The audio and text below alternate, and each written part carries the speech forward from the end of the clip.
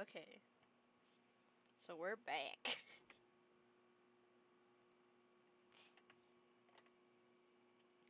Oh, I'm sneezy. Ah. Ah.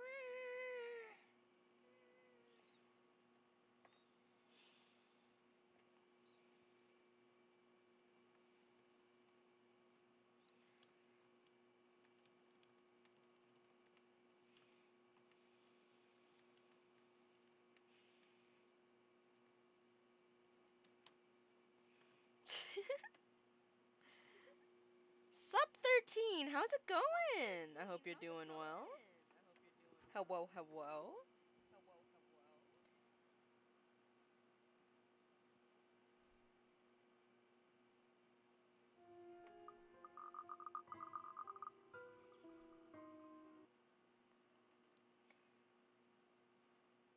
Oh, Ski! Hello, hello! Eh? Wait, why am I echoing? Oh god, why do I hear myself? Ah, panic! I'm doing good. There's an echo in the audio, I mean, when you talked. You're good on stream, I think? Oh god, Ski. Wait, J-Ben, pay attention to class! No, you don't get to figure out... You don't get to hear if Hannah dies. But yeah, good luck with everyone. Load game file? Yes. Wait, what? Huh? Yeah, pay attention to class. What? What do you mean, no? But yeah, I hope that everyone's doing well. Thank you for joining. Yes, yes, yes. Okay, how... Where did we end?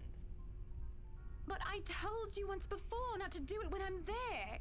Oh, yeah! Luke keeps, Luke flirts with women in order to get what he wants. But Hannah's okay with it only if she's not there. Oof. I still have mixed feelings about that. I don't like it. Luke dealt with other women in the past to get what he wanted. Sometimes I have my doubts. I really want to believe that I'm an exception, that he's not just using me like how he used those other girls. I have a hard time believing that now. I feel like no one likes Luke in this game. And it isn't just the shameless flirting. There's something about that Marianne woman, as if Luke is familiar with her. As much as it shames me, it makes jealousy rear its ugly head. I am, suffice to say, ticked off. Really? I forfeit my trip to Cardiff for this, and you're still not happy. You're an alcoholic, Luke, please. Oh, trust me, Luke. I am very happy. Very happy that, for once, we are doing something that I want. What do you see in him, Hannah? I'm so confused. Can you not see the smile on my face? It is only when I let loose those words, that the truth hits me like a slap in the face. And by the looks of it, it seems to have the same effect on my dear, darling husband. It has always been Luke wants to do this, and Luke wants to do that, hasn't it? I don't even remember the last trip we went to, which was of my own choosing, without needing to get the man's approval. On the other hand, I was pulled along to every single expedition he wished to tackle, and I never objected. Oh. The rest of the ride home is spent ignoring each other, pretending the other didn't exist. Arriving at our penthouse, my first order of business is to get into bed. Forget a hot bath and forget the tea. I just want to bury myself in blankets and forget everything in my slumber. It seems that Luke has the same idea in mind, as he tags along behind me. But this is something I will not allow the moment I pass through the door. Oh, is he gonna sleep on the couch? Let's go.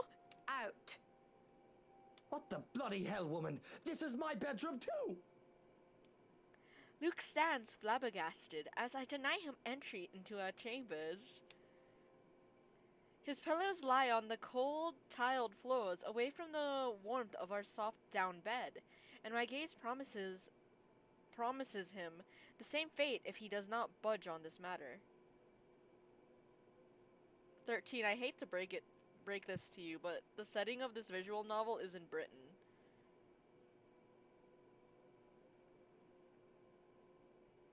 No, J-Vent! I will not turn up the game audio for that reasoning. I almost did, though. God dang. Don't even try to argue, because I am very cross with you, Luke Wright. Oh, sup, Shade? How's it going? You can take the second bedroom or the guest room if you wish, but I do not want to see you at all for the rest of the night. Oh yeah, 13. Hannah also hates cats, so I'm on the fence about her. Johans! A butler wanders over, a curious expression on his face. He doesn't quite hurry, moving at a relaxed pace, no matter how angry his master sounded. No, you are not allowed to sleep in my room, sir. Damn! He can't bunk with the boys. Sad. That's not what I mean! Help me talk some sense into her! Oh, okay. Never mind. There is no sense in questioning her right to be angry, sir. Let's go, Johans. I love you. So, if I might be excused, I'll go prepare the second bedroom for you. I have to keep a straight face as he slumps away in defeat. Mutiny! This is mutiny!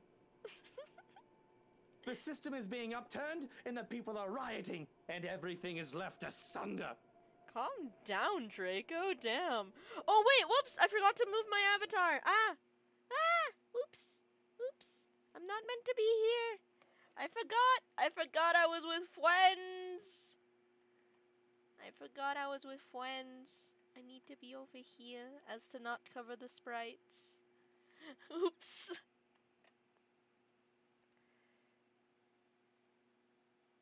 He should have slept on the couch. Well, they have enough money to have a whole bunch of other bedrooms and stuff. He 100% would have just left the penthouse entirely and just went to a hotel anyways. Hello, I'm doing okay. Was just very sleepy today. Ooh. Depending on what time is it, Shade, you should take a nap. Yes.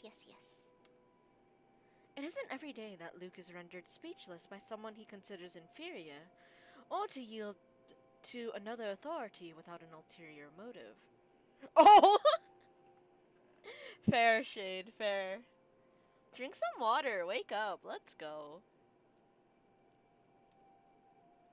His pride just won't allow it. Okay, so almost everyone in my chat is 2 hours ahead of me. What the heck? Why?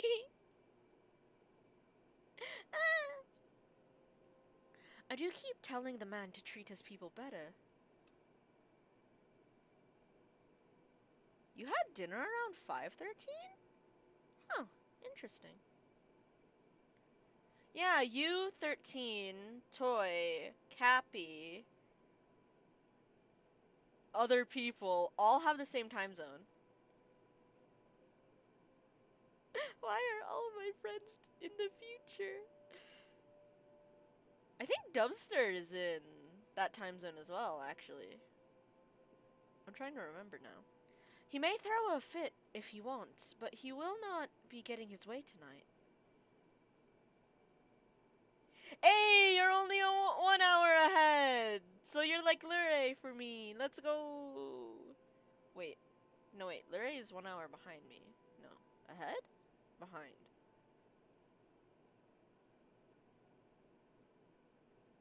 I don't remember. Oh no!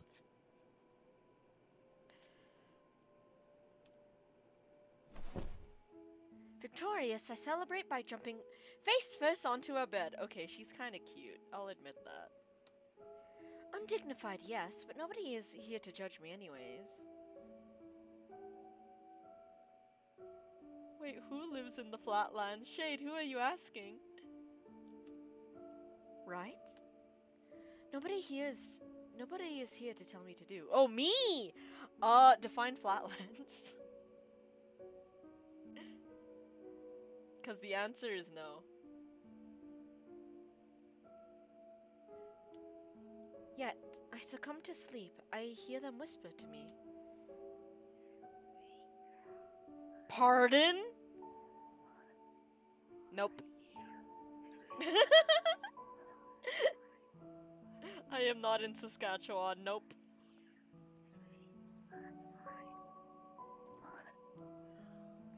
Just doxing you in real time? Let's go, Shade! Speedrun on how fast you can find me. Let's go. I have never heard that reference. Help me. Calling for me. They want me. Need me. They drown me, pull me down, and suffocate me in their embrace until I sink to the bottom.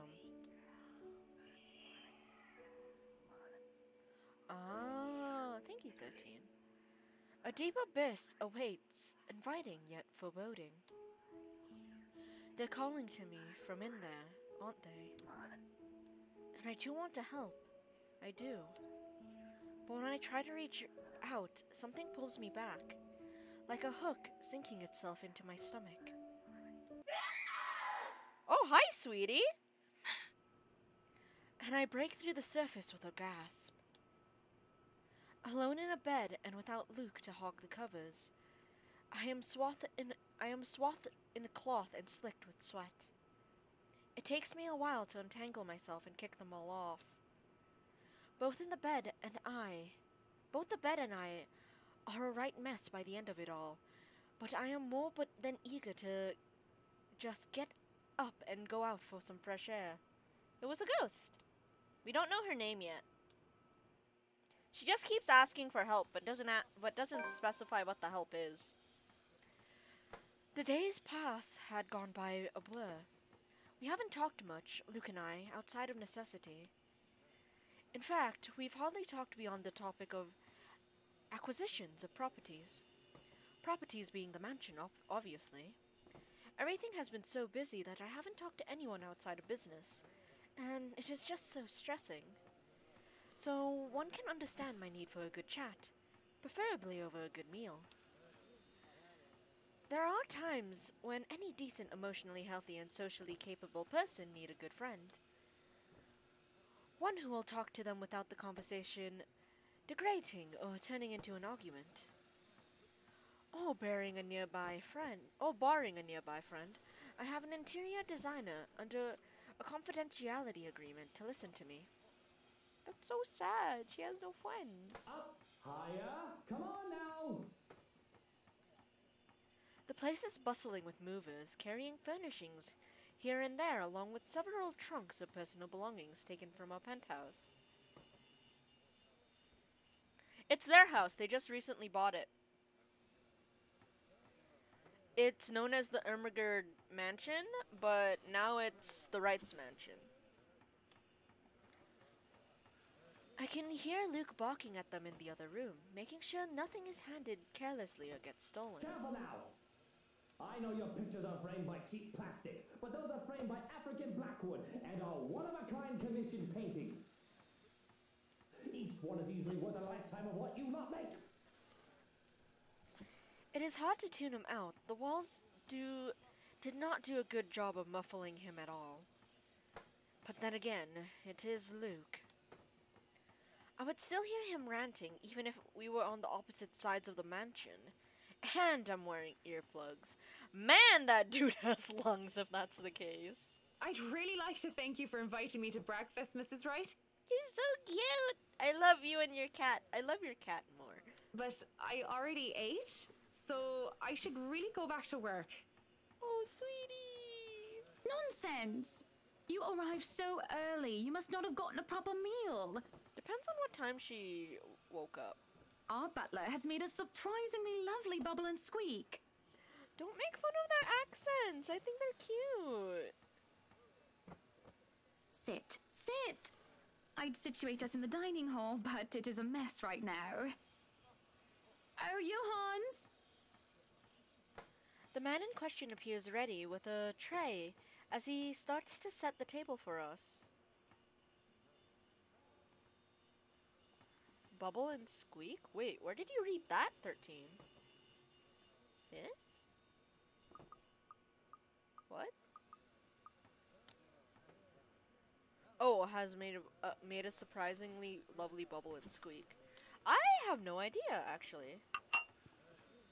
Apparently it's this! Bubble and Squeak, topped by a nicely poached egg with cherry tomatoes and other garnishes adorning the edges of the plate. What is that, actually? Wait. What is Bubble and Squeak? What is this? What is this? Oh, is it... What type of... It looks fried. Bubble and Squeak. What is it, though? Oh, it is fried! Okay. It's a British dish made from cooked potatoes and cabbage, mixed together and fried. Okay, I was right in assuming it's potatoes. Interesting.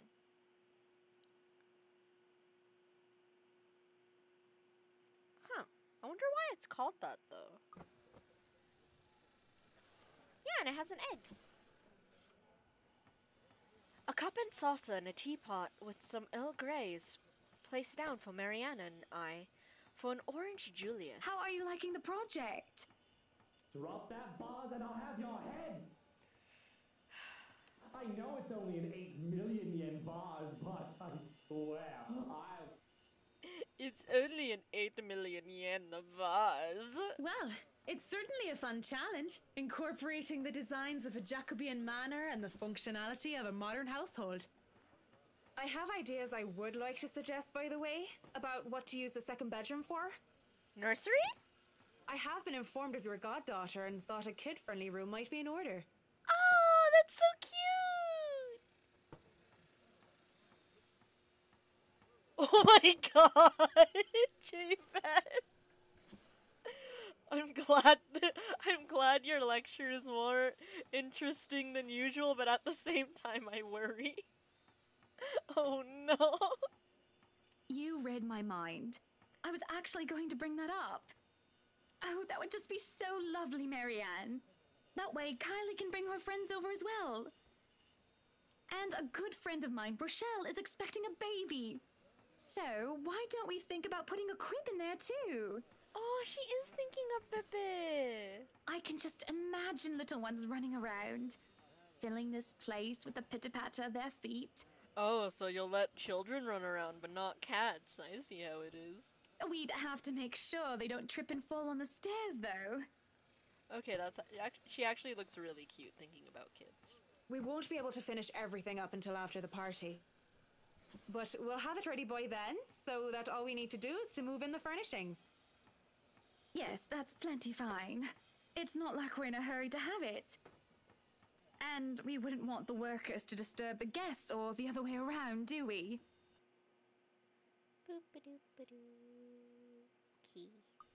Just make sure it's presentable. You know, in case a guest snoops about. Of course. As for the kitchen you wanted, I've already negotiated for the high-end stoves and the hot and cold drawers, so on and so forth. Hot and cold drawers? The drawers will have internal heating and cooling? What? Is that a real thing? I've got a friend who was able to customize them so that they'll look like the counters we'll be replacing and fit the rest of the interior. They'll be bringing them in today. I mean, there's heated floors, so I wouldn't be surprised. why can't you people do anything right? Don't drag it, you'll scratch the wood. Did you just smack someone? Excellent. But no, really, how have you liked it so far? Oh, it has been wonderful, believe me. Everything is going smoothly too. Don't worry, 13. A lot of people hate Luke. It has been a long time since I've worked on something on this grand a scale.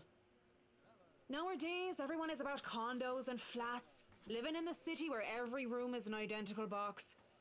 Sweetheart, it's because we can't afford it. I would love to live in a house, please. Believe me, this is very refreshing. We lived in a condo before this, Marianne. Ooh, oof, oof. I didn't mean any insult. It's fine, sweetie. Oh, she calls people sweetie too. Let's go. Look at you, all frazzled. I was just pulling your leg. Oh, Marianne's blushing. So cute. I want to pinch her cheeks. Luke wanted that penthouse when we got married, and you can thank him for purchasing this place as well. What? I thought this was your gift to Luke for your anniversary, though. What? She looks confused. Of course, she has every right to be. She, no doubt, overheard me push that estate agent into the sale, making quite the aggressive offer. She saw me sign the papers for the mansion as well. I just had to scoff. Don't be fooled. I'm just the treasury. Oh. I wouldn't be able to make a purchase this grand without his seal of approval. Oh. I see. That's it. That's all you have to say. Well, it's not really her place to say anything. She's your interior decorator. She's not exactly your friend, Hannah. I'm sorry to say that. Yes, it wouldn't be appropriate to comment further. It is unprofessional. Yeah. Unprofessional. Oh God, why are you angry? I can't help but let out a deep sigh as I stick a fork into the dish. I didn't want professional. She wants friend. She really should get a pet. I want someone who will either agree with me, even if it's just for the sake of agreeing, or someone who will try to talk some sense to me.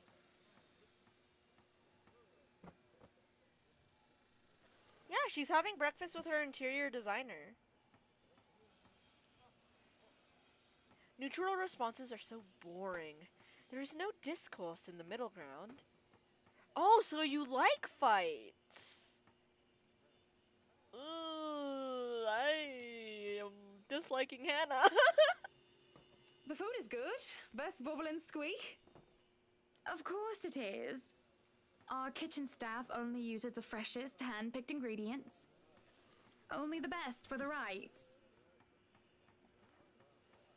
Mr. Wright is not joining us? No, he is far too busy bossing people around. He even refused to join me for breakfast earlier, hence this. What's this? I see. My apologies. I really don't know what sort of response you expect to get from me. I agree with Marianne. There's the clatter of silverware as I slam my hands on the table. It's frustrating. I am frustrated. At Luke, mostly. But Marianne's neutral, professional answers are certainly irksome as well. She just doesn't want to lose her job, mate. I don't blame her. You're a human with feelings and opinions, aren't you? Don't give me this bollocks about being professional when we're having a nice, friendly chat over a nice and friendly breakfast. This seems like a hostile breakfast. Because that's how it's actually spelled. I can only talk about interior designs for so long, and I detest one-sided conversations, Marianne. So we're actually mispronouncing her name horribly right now. Ooh, burgers! Nice, Shade. Have fun. You guys make sure you don't fail the final, because if you have to retake it, you'll have to do it online on Christmas Day. Because, well then, at least your professor is honest. Wait, what do you mean you're sorry if I live in Alberta? What's wrong with Alberta? I know it's expensive as shit, but still. Sniffle, sniffle. We're the breadbasket of Canada, please, Shade, have mercy. We're also the gas and oil industry, please, Shade. 13, I have revealed which city I lived in because it's one of the biggest cities in Canada. It honestly does not matter.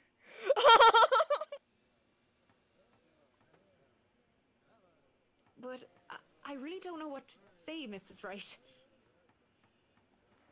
I'm sorry for. What do you mean? What did I lose? We were talking of no topic in particular, and Luke. We were talking about Luke. Were we? about him not eating breakfast with you? Yeah. Lost by living in Alberta. I get to see the mountains. I'm near Banff. About him treating me as if I were some treasury. Oh, that comment you made. Yeah, I said that's unfortunate. I didn't realize that I shouted that out loud until it's too late. There is a sudden silence that settled before I slumped back into my seat. Hiding my face behind my hands, I can feel my shoulders shake. Breathe, I told myself. Calm down. But it's just so hard. Honestly, sometimes I feel like he doesn't love me anymore. Oh, sweetie. Sounds like you need a marriage counselor. You can afford it. Manitoba's no better, though. We did, however, vote in MPD recently, so we'll see how that goes. Oh, good luck, Shade. Saskatchewan is... Nothing happens in Saskatchewan, though. NDP. Okay, makes more sense now. Oh, have I been so blind? Did he ever love me at all? Was our marriage all for the sake of saving his company and his wealth? Dang! A strategic marriage. Because... Because? Did I say all that out loud again? No, this is bad. Unacceptable. Unless you wanted Smith as Fern. What?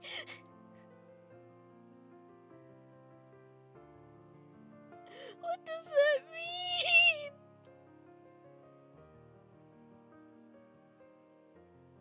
Smith and Fern? What? Confused Fern noises. I think Shade just keeps getting a typo. Canadian politics, Javen. Smith in, comma, Fern. Ah, okay, one of the people voted in. Okay, that's fair.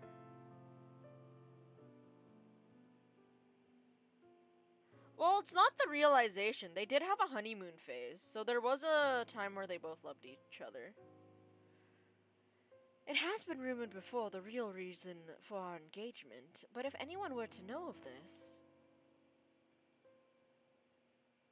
What type of bug? What type of burger? Marriages of necessity to carry on political and financial power used to be a common thing, but the Evan Wright union is the perfect happily ever after. Was supposed to be. Ooh! That sounds really yummy, Shade! I hope you enjoy it! It was true that we first met each other in order to discuss dealings, to make the then Falling Right Enterprise a subsidiary of Evans Incorporated. 13, that's cursed. How dare you let me read that with my own eyes? But I do remember being in love with him, and there were times when he said he loved me back. Those were words, Hannah! What did he do? What were his actions? even if I'm not sure what the truth is now. Either way, I do not want the right name or the Evans name dragged through the mud because of a slip-up. I am not threatening Marianne, that's mean. I am asking for her silence. Marianne is a good sort, isn't she? So far, she's been reasonable and accommodating, even towards Luke's ridiculous requests. Patient and professional. Did it only to extend business? Well, the thing is, she has threatened other people in the past, Hannah. She's threatened the real estate agents and bribed them. It's okay. It's just rich people stuff. I don't understand the rich. I'm scared. Or would she be able to understand that things are like this? Oh, that things like this are not as simple, not as clean, as they are planned to be. Certainly I can talk to her. Ask for her... I won't speak a word, Mrs. Wright. Yay! Not only am I contractually obliged to, it would also go against my principles. Yay! This is no one else's business but your own, and it should be kept between the two of you. And whoever you wish to seek counsel from. I love Marianne. She has a cat. Please, Marianne. You have to understand. These sort of affairs, if anyone were to know this, they could just twist it and we'll be ruined. Yeah, literally the only reason why you bought this estate is because, oh, the Wrights kept saying they were gonna buy this estate, but they didn't. Oh, what, did they run out of money? So then you were like pressured into buying it. It's so stupid. All I ask for is your silence on the matter. If I am to be frank, Mrs. Wright, this isn't new for me. You aren't the first, and you certainly won't be the last to have complicated dealings. Have you ever dealt with someone who gave their multi-million estate to their pets? Because that has happened multiple times. If there are no more input, then pop and output. Wait, then pop and output all operators for yay! Unless what you're doing is illegal, I turn a blind eye. Can I trust her? If I wasn't in the same boat, I'd be trying to pry those secrets and gossip with you about them by now. Well, I'm keeping that information confidential as well. It's not like I have any other choice, do I? Thank you. We continue to eat our meal in peace, finishing the last of the food and drink. When the door of the parlor opened, Marianne and I are just sitting in silence. Madam, the photographer from Luxury Living is here. Funny you should do that, because the second I put down my water bottle, because I just finished taking a drink, you redeemed that. Let's go. I give him nothing but a small nod. This was a wonderful meal, Marianne. You're free to return to your duties. I must excuse myself. It was my pleasure. And thank you for the food as well. Making my way downstairs, I look back and see Marianne give me a small nod and a small smile. That certainly put me in lighter spirits. An interview with Luxury Living. That is today, isn't it? Oh yes. People had caught wind of our new mansion, and the very moment we left the open house, Luke had boasted he could acquire the property in no time, and allowed a photo shoot for an interior design magazine to be scheduled today. Well, there were complications, and it took longer than it usually does for us. Hopefully I won't have any other unfortunate slip-ups with someone who isn't bounded by confidentiality.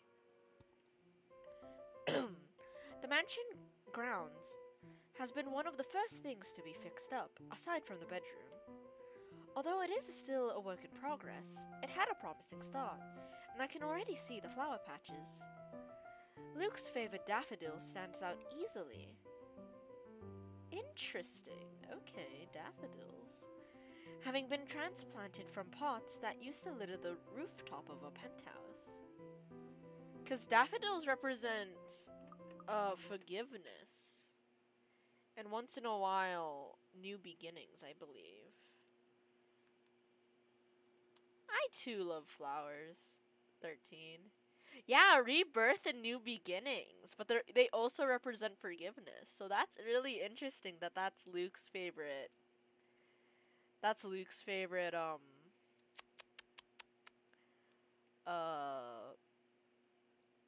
flower.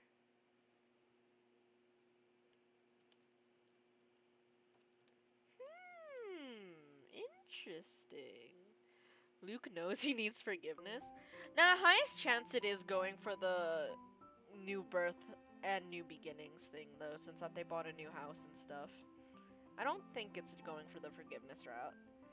Luke is merciless. Why, if the moving crew thought that Luke was being hard on them, they certainly didn't see the landscaper on his way out.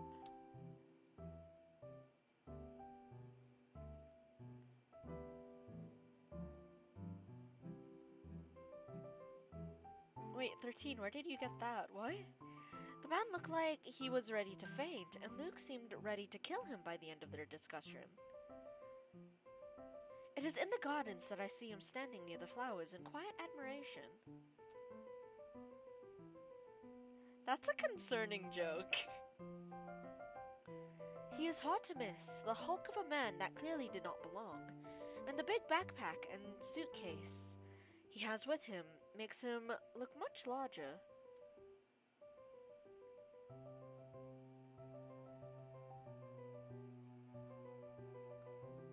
His name is Zach. He's adorable. He has golden retriever energy. It is a particular sight seeing someone who looks like this. He does, handling little delicate things with such care. He looks up from the gardens and does a double take before a friendly face replaces his serene expression. Miss Wright, yeah? Hi, Zachary Steele here from Luxury Living, ma'am. Hope you weren't waiting too long. But it looks like you're still moving in, huh? Thought for a second there my calendar was wrong and I came here too early. You look familiar. Have we met? I have a very wide social circle, so everyone looks familiar at one point or another. But one would think I'd remember someone who stands out like him. The struggle to recall must have been evident on my face as he quickly and kindly answers my question. Oh, I was with Isabella, your estate agent, when she had the house blessed. Oh, thank the gods! I thought I needed to censor Luke with burn noises again. Jesus, okay. I was scared they'd replay that scene. Oh yes, that's right. Small world, isn't it? Should have known you were Miss Wright.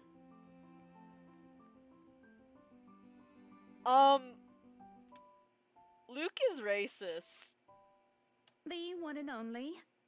Oh, that's a cute portrait of Hannah. Luke said a slur. Yeah. Yeah. And it made me panic last stream. It also made OBS crash a few minutes later. So that's fun. Zach was so cute though. Yeah, I think there was just a moment of silence after that happened. Welcome to Maison de Right. I'm scared to play as Luke. I'm scared. I don't want to play his chapter. Can we skip him? Can I let him die? And yes, we've been in the process of moving in as we were delayed, but it won't be a problem. They're just adding a few things here and there, and you should still be able to do your work. Where's the rest of your crew then, Mr. Steele? Zach is fine, please. Mr. Steele makes me feel like I'm a mascot for a cleaning product. Oh my god, it does sound like a cleaning product. Anyway, I'll be your one-man crew for today. Don't worry, been doing this gig for a while now. I want to see what happens if I keep everyone alive, though, 13. That's the unfortunate bit.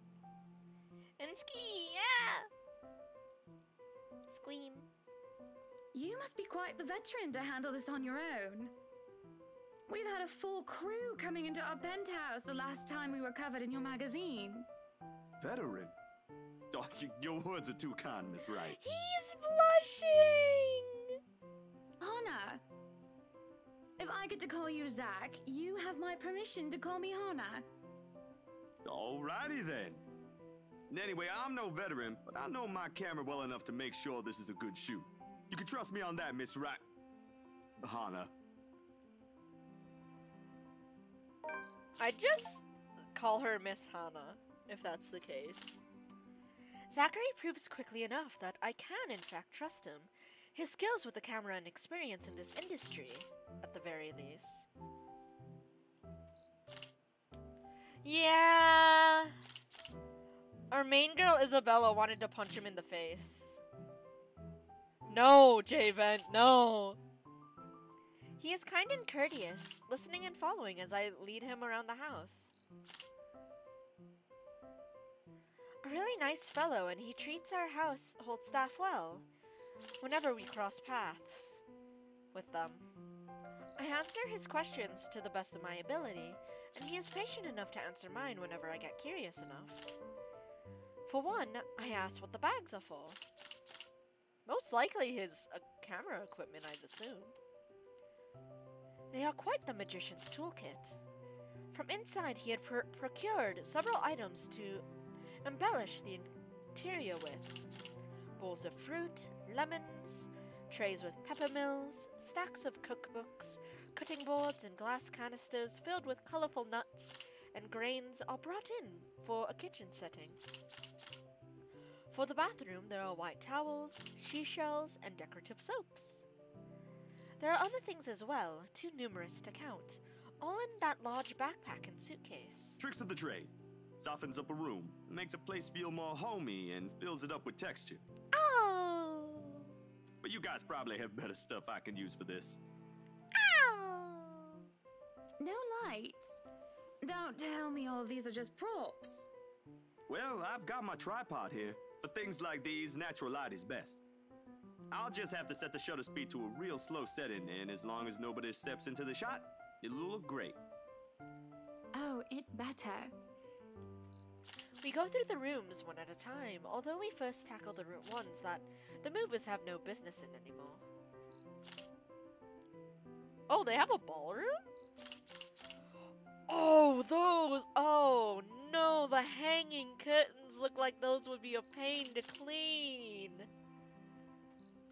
It's called accents, Shade.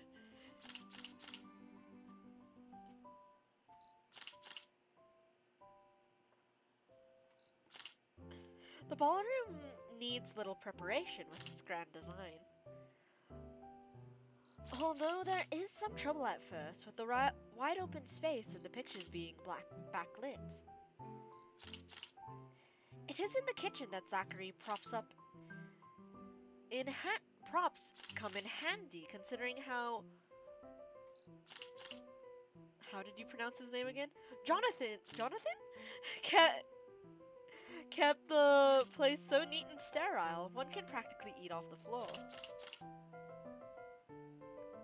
But she said it all sassy or something. I don't know, Hannah's just naturally sassy, I've noticed. We carry on touring the house and taking pictures where we can, with the expression to the rooms which have yet to gain any purpose or design. Too bad I can't take a sneak peek at his photos yet. Funnily enough, he's using a traditional camera. I didn't even know film still existed. Oh my god. Hannah, please! With the way he speaks, however, I can see that he knows enough about his craft that I'm not too worried about blotched photographs. I imagine photography must be cathartic for him, judging by how at ease he looks while taking pictures. There are small snippets of conversation in between the clicking of the camera. He even goes as far as to talk about these terminologies, like shutter speeds and aperture, when I talk to him about the technical aspects, What do you mean we wub Ski? I wub you. Yes, yes.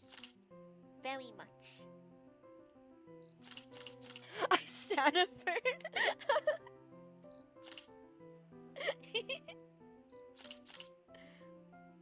I can't quite see the picture as it is made. Like when, much like when an artist paints on the canvas. Pat! Thank you, thank you! Just by watching someone passionately practicing their craft, such as this, is exciting in its own way. I personally love this as well. If you're talking about something you love, and I can just hear the happiness in your voice and the light in your eyes, it's one of the cutest things. Also, the fact that that chandelier sways every time we enter this room scares me. I feel like it's gonna fall. Going through the many rooms has been quite the exercise for the both of us. But yeah, Ski, good luck with whatever you're doing. Yes, yes, yes. And J-Ben, focus on your lecture, god dang. Despite that, he has been so nice, and I find myself putting on my best smile. But it is as we're taking pictures in the foyer that everything comes to a standstill for a moment. No, I refuse. Just a moment. Oh, spooky lady's coming. And had I not been paying attention, I wouldn't have even noticed. It is merely a split second when Zachary's rhythm is put to a halt.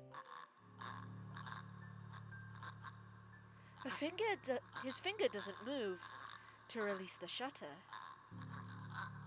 Yet he also doesn't pull the camera away from his face, gaze still firmly fixed through the viewfinder. His hands shake and there's a light sheen of sweat on his forehead. Zachary? Wait, is blood dripping onto her neck? Oh wait, no, that's just shadowing. Okay. No response. Zach, is something the matter? Do you not hear that croaking in your ear? Sweetie, she's practically whispering in it. Lowering his camera, he blinks and stares at something behind me, before shaking his head. Turning around though, I see nothing that could have gotten his attention. Oh, no, there's nothing wrong. I just remembered something that's all. It's just the floorboard creaking repeatedly, yes, yes. Oh, I was gonna say something, but then my action was deleted. Oh no. Oh, there! The blessing didn't work. Looks like the blessing didn't work. There we go. Oh, he was even cuter the last time we played 13. He gave our main girl Isabella cinnamon buns. And it was so cute. He also ran ran across the park just to make sure they came to her and they were still warm. He's such a good boy. You want to pinch his cheeks. Let's get back to the pictures. Can you move a bit more to the left, yeah? I struggle to respond this time. There's a sudden weight on my back and an indescribable tightness around my throat. Everything stops. And everything starts again as I manage to choke out. If you're sure. I don't know what just happened. It was probably just a dizzy spell. I'm fine. And he said it's fine. We continue at the same pace as before, although there is an unspoken agreement that we will not talk about what happened. So, is this a full-time job for you then? Nah, I just freelance mostly, for magazines, newspapers, and events. So you can't really call it a full-time job. It's fun and it puts food on the table, but it's not what I really want to do. Oh yeah, he's into filmmaking! At least, not all the time. What is it that you want to do then?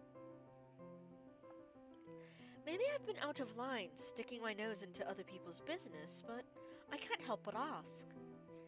I regret doing so, as I see his shoulders slump, and the easygoing air he has fades away. He looks torn whether he wants to talk about it or not. Films. Documentaries mostly. But cinematography is a lot more difficult than photography, right?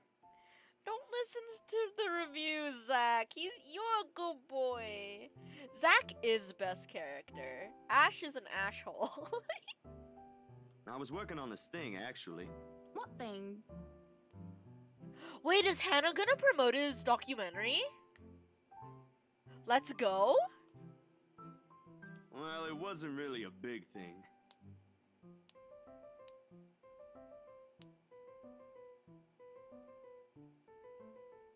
People didn't like Blue Fonzie very much. People don't like a film about colors. Yeah, that's why I stayed silent for a second. 13, I was like, oh. I suppose they would have liked Blue Bibby a lot more. Bibi. Very funny. So, Grand Director, do you want to tell me what Blue Fonzie is all about? He hesitates. But when I refuse to budge on the matter, he gives in and spills it all out. Bleu Fonzie, le Hetcher, la post sombre de nos Britanniques. It's been so long since I read French. That was painful. Dark blue, the darkest hours of the Black British. He speaks with the passion of one who has gone through the very matter he is concerned with. Better than I would have done. I speak Canadian French. That was Frenchy French. It hurts. It hurts. There is conviction, knowledge, and experience in his speech. Why, I would have told him that he's an amazing speaker, if only I wasn't so engrossed listening. You speak it, you don't read it. I don't speak Frenchy French or Canadian French either. I was just forced to take it, bro. I was just forced. Prejudice and discrimination in schools and in the workplace. Lesser chances for opportunity and higher chances of being treated like a criminal. He spoke of blacks and people of color in general still being treated like second-class citizens, all because of the color of their skin. And it's all just positively riveting and sad. It comes to a point wherein he soon loses steam. He looks abashed, realizing what he had just done. Sorry, I just got so carried away and... Don't worry, people in Japan can literally fail Japanese class. Oh, 13, do you primarily speak English at home then? It's fine. It is really so fascinating to watch people talk about their passion after all. You should see how your eyes light up when you speak so fiercely. English is a trash language. It has beaten up other languages for spare parts and grammar. You do have very beautiful eyes. Hannah, you're married! Hannah? Don't flirt with Zach! Hannah? Uh-huh. Thanks, I guess. Ah, okay, 13. True, J-Ben. I want to say that I understand where he's coming from, but I really don't, do I? I was born with a silver spoon in my mouth, and I've lived a charmed life. It hasn't been perfect, but the difficulties I've been through pales in comparison to what others experience on a daily basis. To the tune of Gaston's theme. You think you have no wood? No one's mine. I'm English.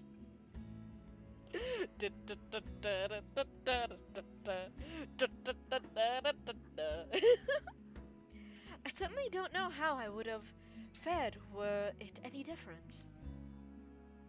Would I still have met Luke, and would he still have loved me if I was any lesser? Oh, heck no!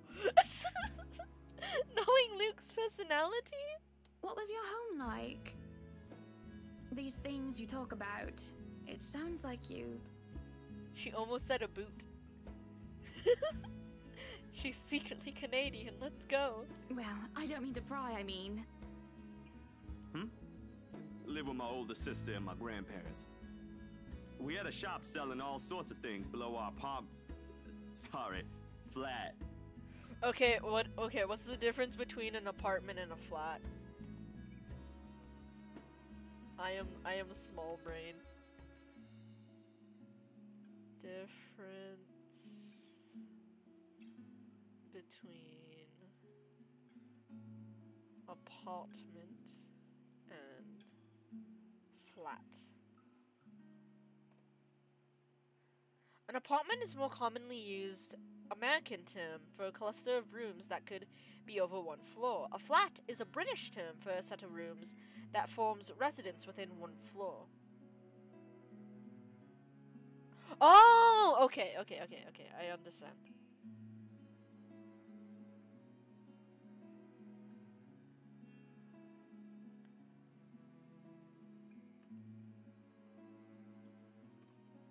And well, I was one of the few non-white, non-British students in class. Joke's on you, J-Vent. I already Googled it. We don't need Google.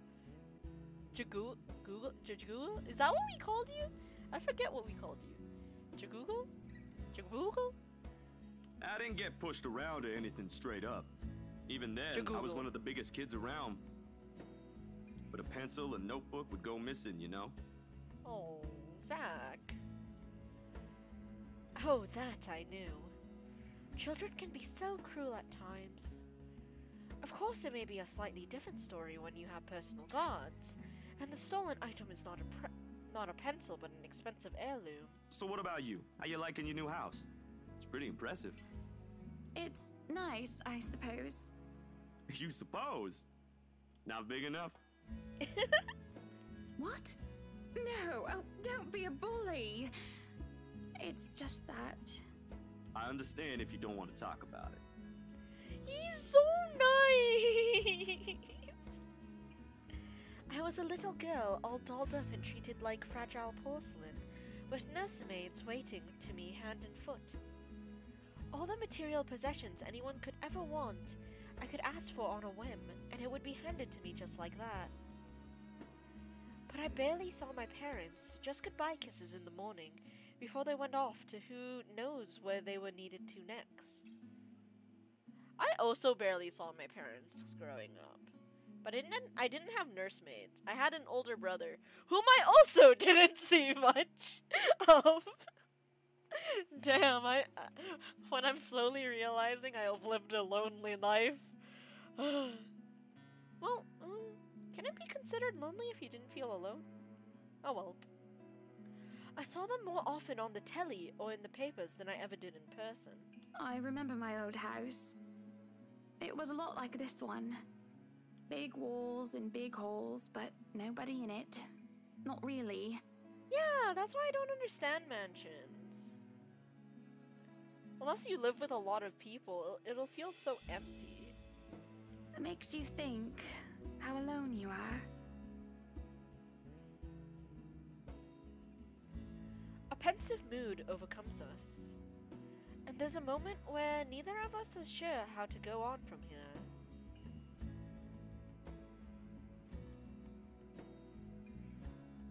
Things have gotten a bit too personal, yet it isn't wholly uncomfortable.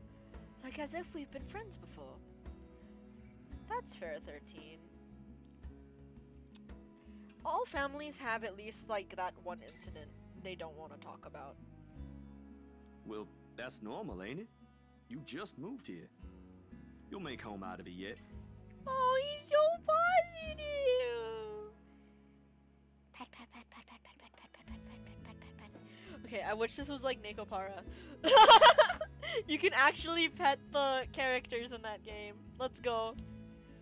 He certainly makes it easy to believe that. My childhood house is indeed a lot like this one. Just as large and extravagant, and just as empty. I hope he's right. So, Dogs. Monsieur Le Photographe, you've covered the one and only Ermengarde mansion. Dogs. Fill it with dogs. Dog rescue! Oh my god. Dog Rescue Ranch, let's go. Animal Rescue Ranch? You can put up a barn? You have so much space? You can have lots of people who live there and can help out? You have the monies to help feed the animals and give them medical treatments? Let's go? Wait, that's the only reason why I want a place this big. We bury Luke in the backyard and feed him to the pigs? Let's go? What's next on the agenda? The interview? Boring. It's an interior design and housing magazine. Housing. I feel like Hannah's accent is kind of inconsistent at times. And they want to know what Miss Wright has to say about her interior design and house. Also, 13, I'm sad to report that Miss Hannah isn't really interested in animals. She likes dogs. That's about it. Honor Wright thinks she bought a magnificent house that she can certainly brag about. Blah, blah. Boring. Yeah. You know what they should print more of? I watched an interesting documentary the other day. Blue Foncé, The Darkest Hours of the Black British. I recommend you watch it. Oh my god, she is gonna promote it! Take your time, 13. Those are the things that people should know about. What do they care if I use a purple or green bowl of fruit in my kitchen?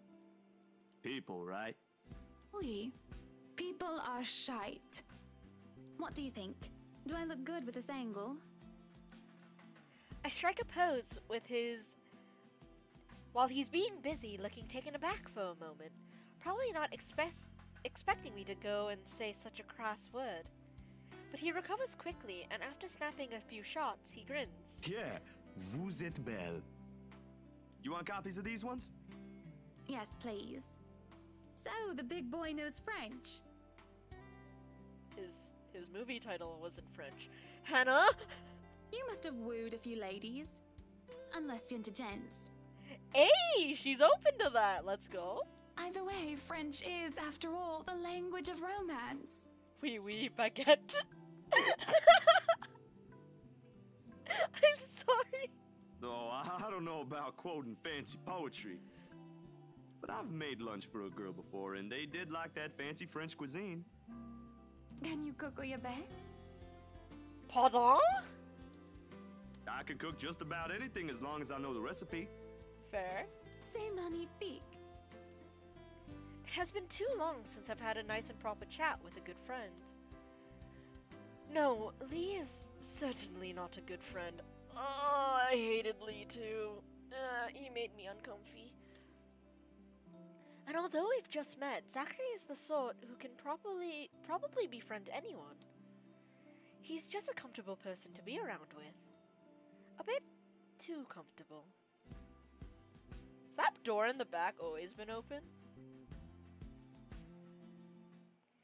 The photo shoot went by a breeze. And somewhere along the way, as we talk and laugh, I find myself getting a bit too close without realizing. He'll give me this strange look until I back off. And he'll go back to asking questions after I agree to do his little interview. And it's just odd. Well, no. Me being friendly isn't that odd. That is how I am. Zachary is the one being odd. Why anyone else would be absolutely welcome to the extra attention I give them? It's unprofessional. He, on the other hand, looks almost flustered about it. It's unprofessional. There could be scandals, Miss Hannah. He should be used to different personalities by now, having to deal with various people when he works. And if not, he needs to start. Perhaps nobody has shown him attention of this kind. But he's a big boy. He should be able to handle me. What the fuck? All it is a friendly touch, a pretty smile there, and a gentle swaying of the hips as I move around. Zachary grew more and more red every time he noticed. Am I being mean as I find enjoyment in seeing him unravel? Perhaps. This went on during the interview and beyond that. There's nothing wrong with what we're doing, right? You're married. I'm just gonna assume it's because he's tall. Zachary and I are just having a playful, friendly chat while enjoying the outside view. At least, that's how I see it. I'm sorry, but I'm really getting distracted. Throw a cat at her, Zachary. It's a weakness. Could you maybe stop doing that? Stop? I'm not sure if I want to, though. Oh my god, no, Miss Hannah. We're making you stop. I'll stop if it makes you uncomfortable, sweetie. Sorry. No need to say sorry, Zach. I'm uncomfortable too. No, I should be the one apologizing. Why, you're a shy one, aren't you, big guy?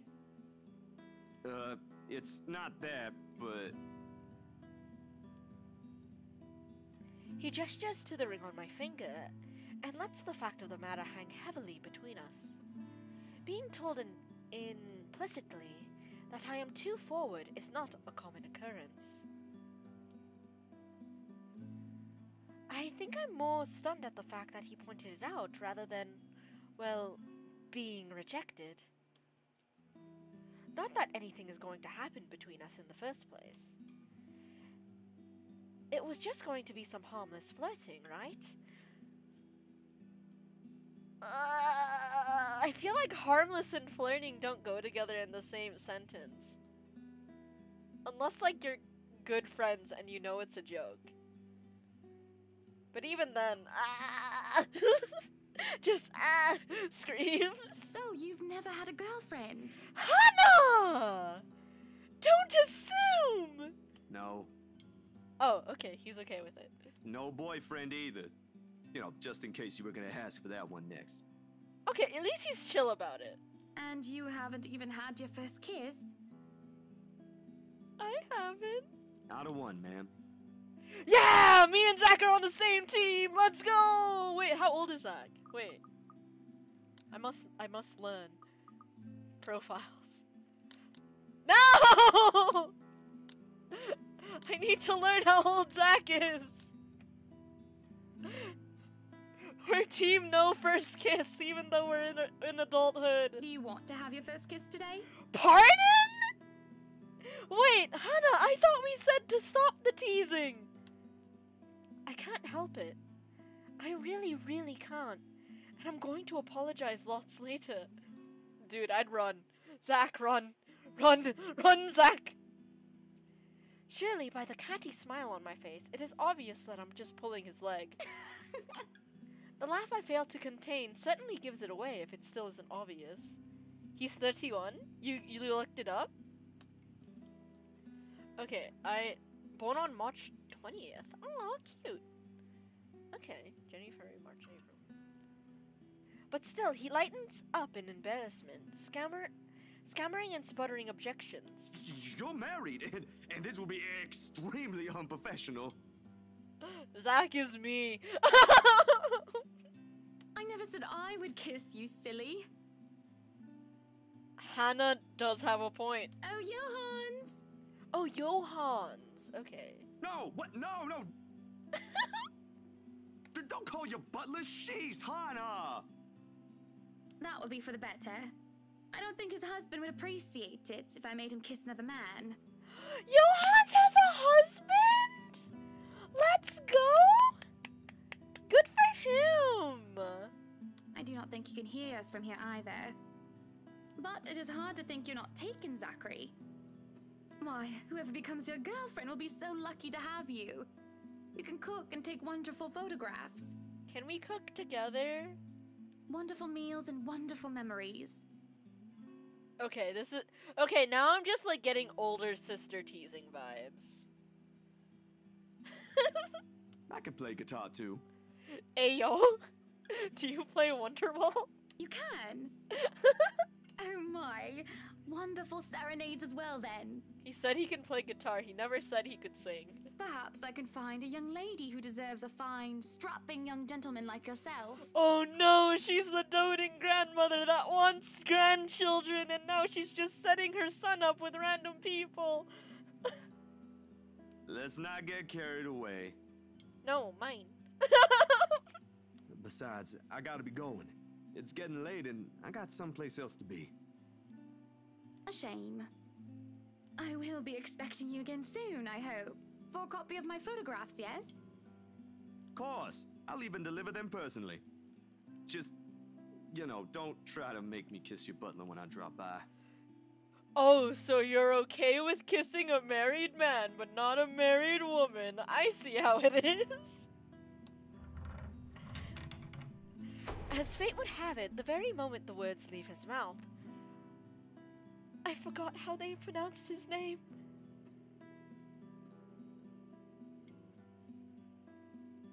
Comes out of the house.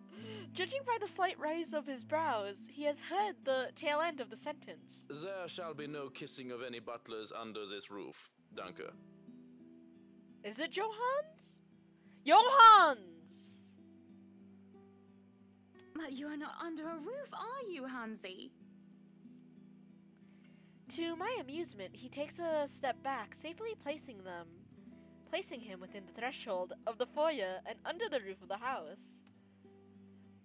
And just as ever, he is quick to return with a sardonic reply. I am now.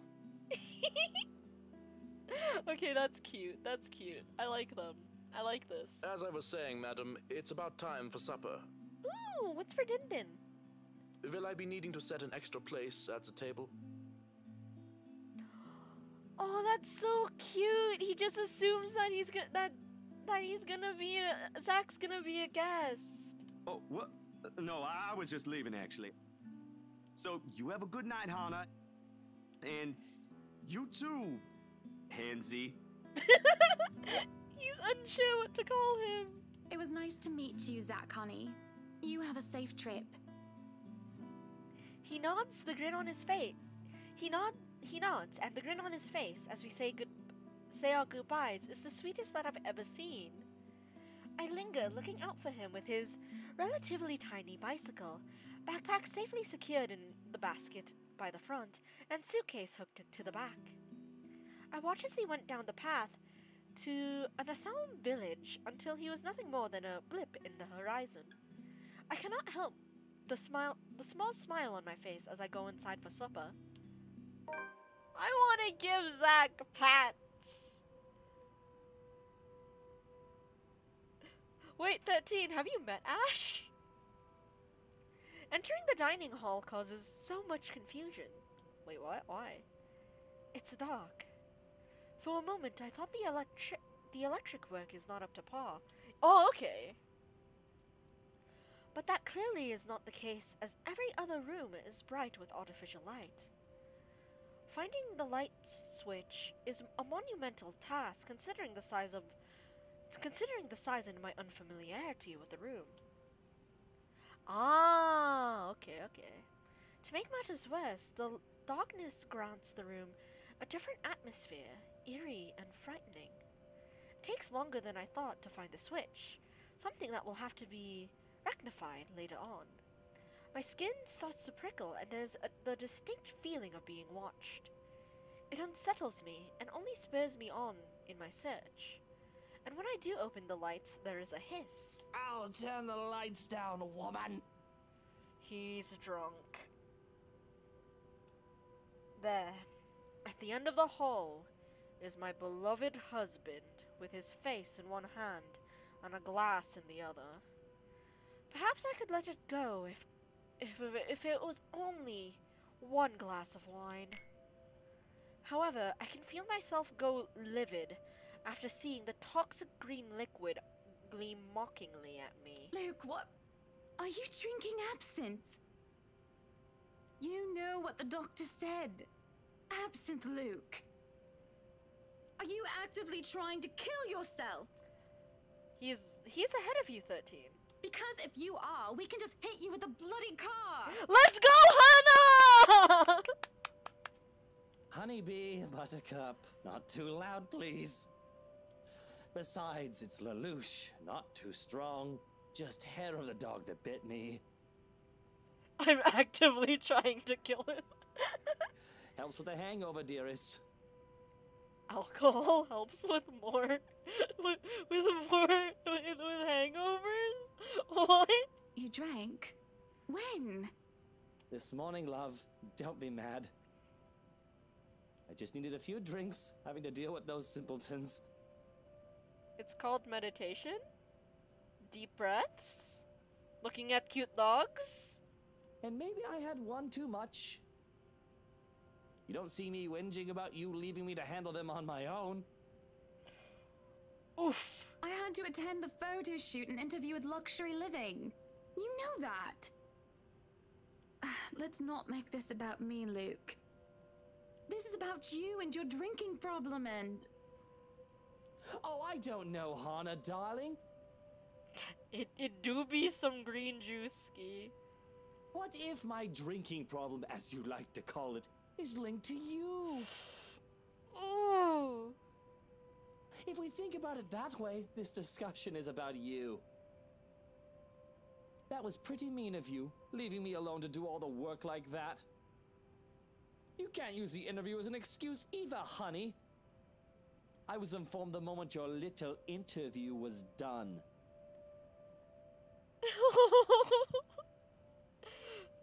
No, you're right, Ski. He is a drinking problem. So, what was it then, hmm? What were you doing?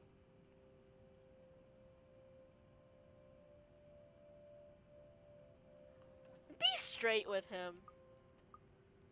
If he finds out, like, secondhand, it's just gonna be worse. Like, be straight.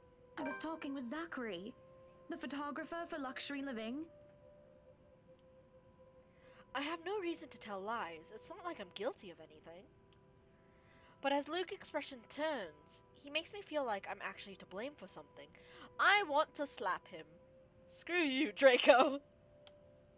He has a way of making me laid bare with just a look.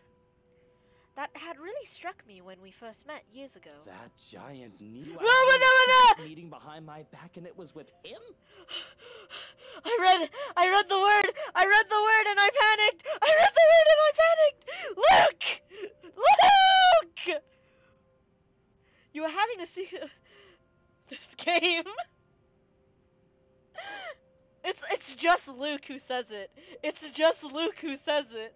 It's just Luke. We need to get rid of Luke.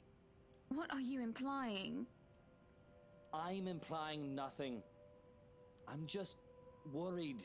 You know better than to trust those media types, Buttercup. He must have been really friendly to occupy your time like that. At least this time I caught it. At least this time I caught it. And I wasn't caught like a deer in headlights. Hey. I refuse. My title is I refuse to let anyone die, in brackets, maybe Luke. Imagine putting that in your VA resume. Oh my god. True. This game came out in 2017 too. Oh my god. Ah, scream. Okay. But all he's looking for is his next big headline. Zachary is such a good boy though. He's a photographer for an interior design magazine. Doesn't matter. You let one little thing slip, one wrong move, and it'll blow up in the telly in the morning. Maybe he just doesn't mention Luke. He'll go to his journalist friends to gossip and make a quick quid. His eyes were the first thing I noticed about him. They were like nature, the grass and trees, wonderful and breathtaking. Oh damn, you're right! Luke's eyes are unfortunately green. Now as I look at him, they're nothing but the same shade of green as the bloody damn drink in his hand. He was a perfect gentleman, Luke. I can't say the same for you as of recent. Excuse me again? We're talking about you, Hana. I thought for a split second, I needed to quickly skip through again. No, I am pretty sure we were talking about you and your drinking problem, Luke, right? Hangover forgotten during the course of this little spat, the man jumps to his feet and seethes. It looks like he's barely stopping himself from throwing the nearest thing he can find. Oh, it is not a problem. I can stop whenever I want. And even if it was, I think you can very well stay out of it, as it only affects my own kidneys or liver or whatever the bloody hell that shite pollutes. Whatever aftermath that occurs because of your little Nothing will happen. Dang, Luke, how many times are you gonna drop that word? You have to relax. It was just a friendly chat. I fear playing Luke's route. I fear it so hard. Well, now I think I'm getting jealous. Or I would be if it weren't for this damn headache. No, it does not. Maybe you should drink more. Maybe. Supper is spent in silence with nothing but the occasional sound of silverware. A grand feast has been served, well, grander than usual anyway. Most likely due to Luke's complaints of stress.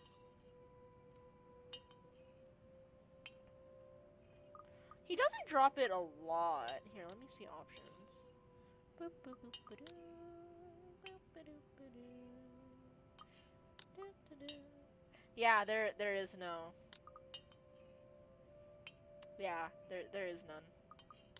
There's no censoring. We can skip quick time events!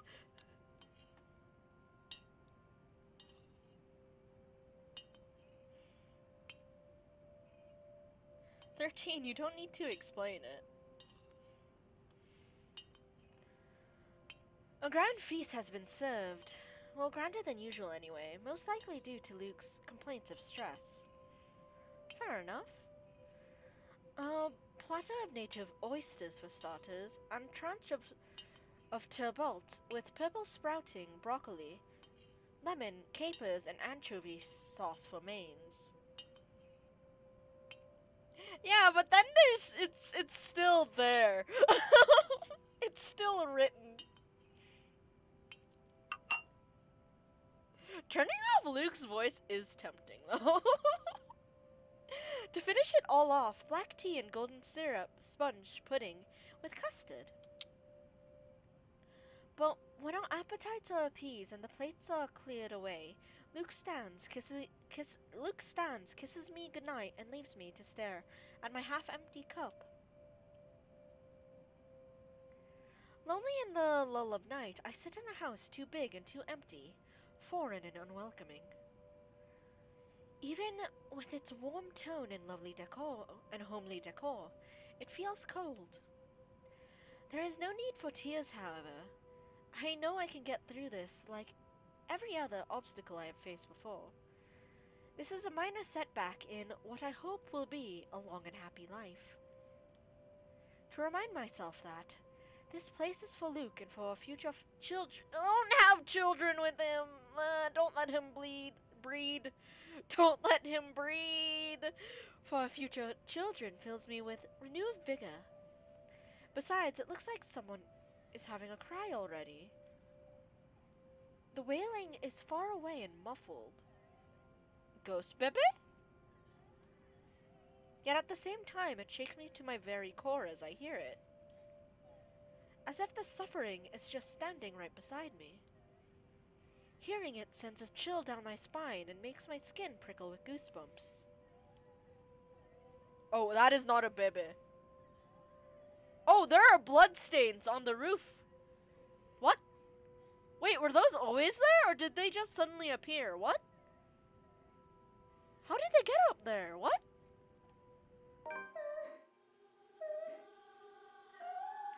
Curiosity sinks in as I follow the soulful sound into the kitchen. And into the wine cellar hatch. This is when we turn around and go to bed. Hello? Is anybody down there?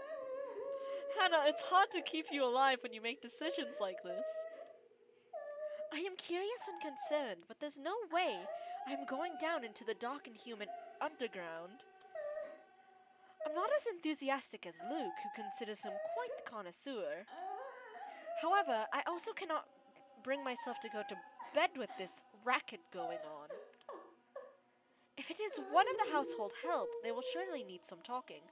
Oh, she wants to comfort them if it's actually someone who works for her. Okay, that's respectable. Okay, that's fair. That's fair, Hannah. After all, this wouldn't be the first time I've gone and found one of the maids sobbing their eyes out over one thing or another. Oh, okay, she's known for comforting the maids. Let's go. As professional as our staff are, they are still human. More often than not, it is either... I'm just gonna call... Johans! Or I who would calm them down, who'd help them figure out on how to go about things. Unfortunately, I'm not in high spirits right now, so I'm not as wholly benevolent. So I'm not opening that hatch. You can't pay me to open that hatch. You cannot pay me to open the hatch. Ferocious, hello! How are you doing? It has been a long time since I saw you. And please call me Fern. I knock 3 times. Waiting for any sort of reply leaves me with no results, and I've already touched the floor hatch far too many times than I would like. I'm doing well, Furious. How is you? How is you? I am trying my best to not get Hannah killed, and hopefully not opening the hatch will keep her alive. I take a deep breath before reaching out again to whoever's inside. I've learned from experience that people respond better to kindness than threats. Shouting angrily would not help in coaxing them out. Oh, you got done drawing? What did you draw? Ninetail. Wait, should I call you Ferocious or Ninetail? Which would you prefer? You, in the cellar, do come out. We don't want Luke waking up and finding you in there, do we? Oh, true. That man would go ballistic thinking someone was trying to steal his precious wine. Still nothing. Oh, Furious. My bad. You can have a good cry. Just not in there, yes? Why don't you come out here and we can have a cuppa and you can tell me all about whatever it is you're bawling about? With how long I'm standing here, however, I'm starting to think of myself as a fool. I did not want to acknowledge the other feeling I have, especially as the wailing took an eerie turn. The thought of being played with didn't sit too well with me, and I had to stop myself from getting too hot-headed as I try one more time. Aw, that's cute, Ninetail. Now you come out of there! That is an order from the lady of the house, do you hear me? Why, I ought to... I freeze as a hand clamps down on my shoulder. The dread I've been fearing all this time makes itself known as I kneel, unmoving, not even daring to breathe. I can feel my heart pounding against my chest. But the touch is gone, as quickly as it had seized me. It is only... my brain keeps blanking whenever I see your name. Johan.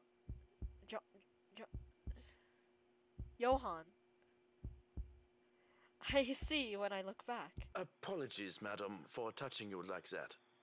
You were not responding to my voice, and you looked about ready to wake the whole mansion up. I was... I'm sorry. I was getting rather loud, wasn't I? But that crying woman in there, we must do something about her.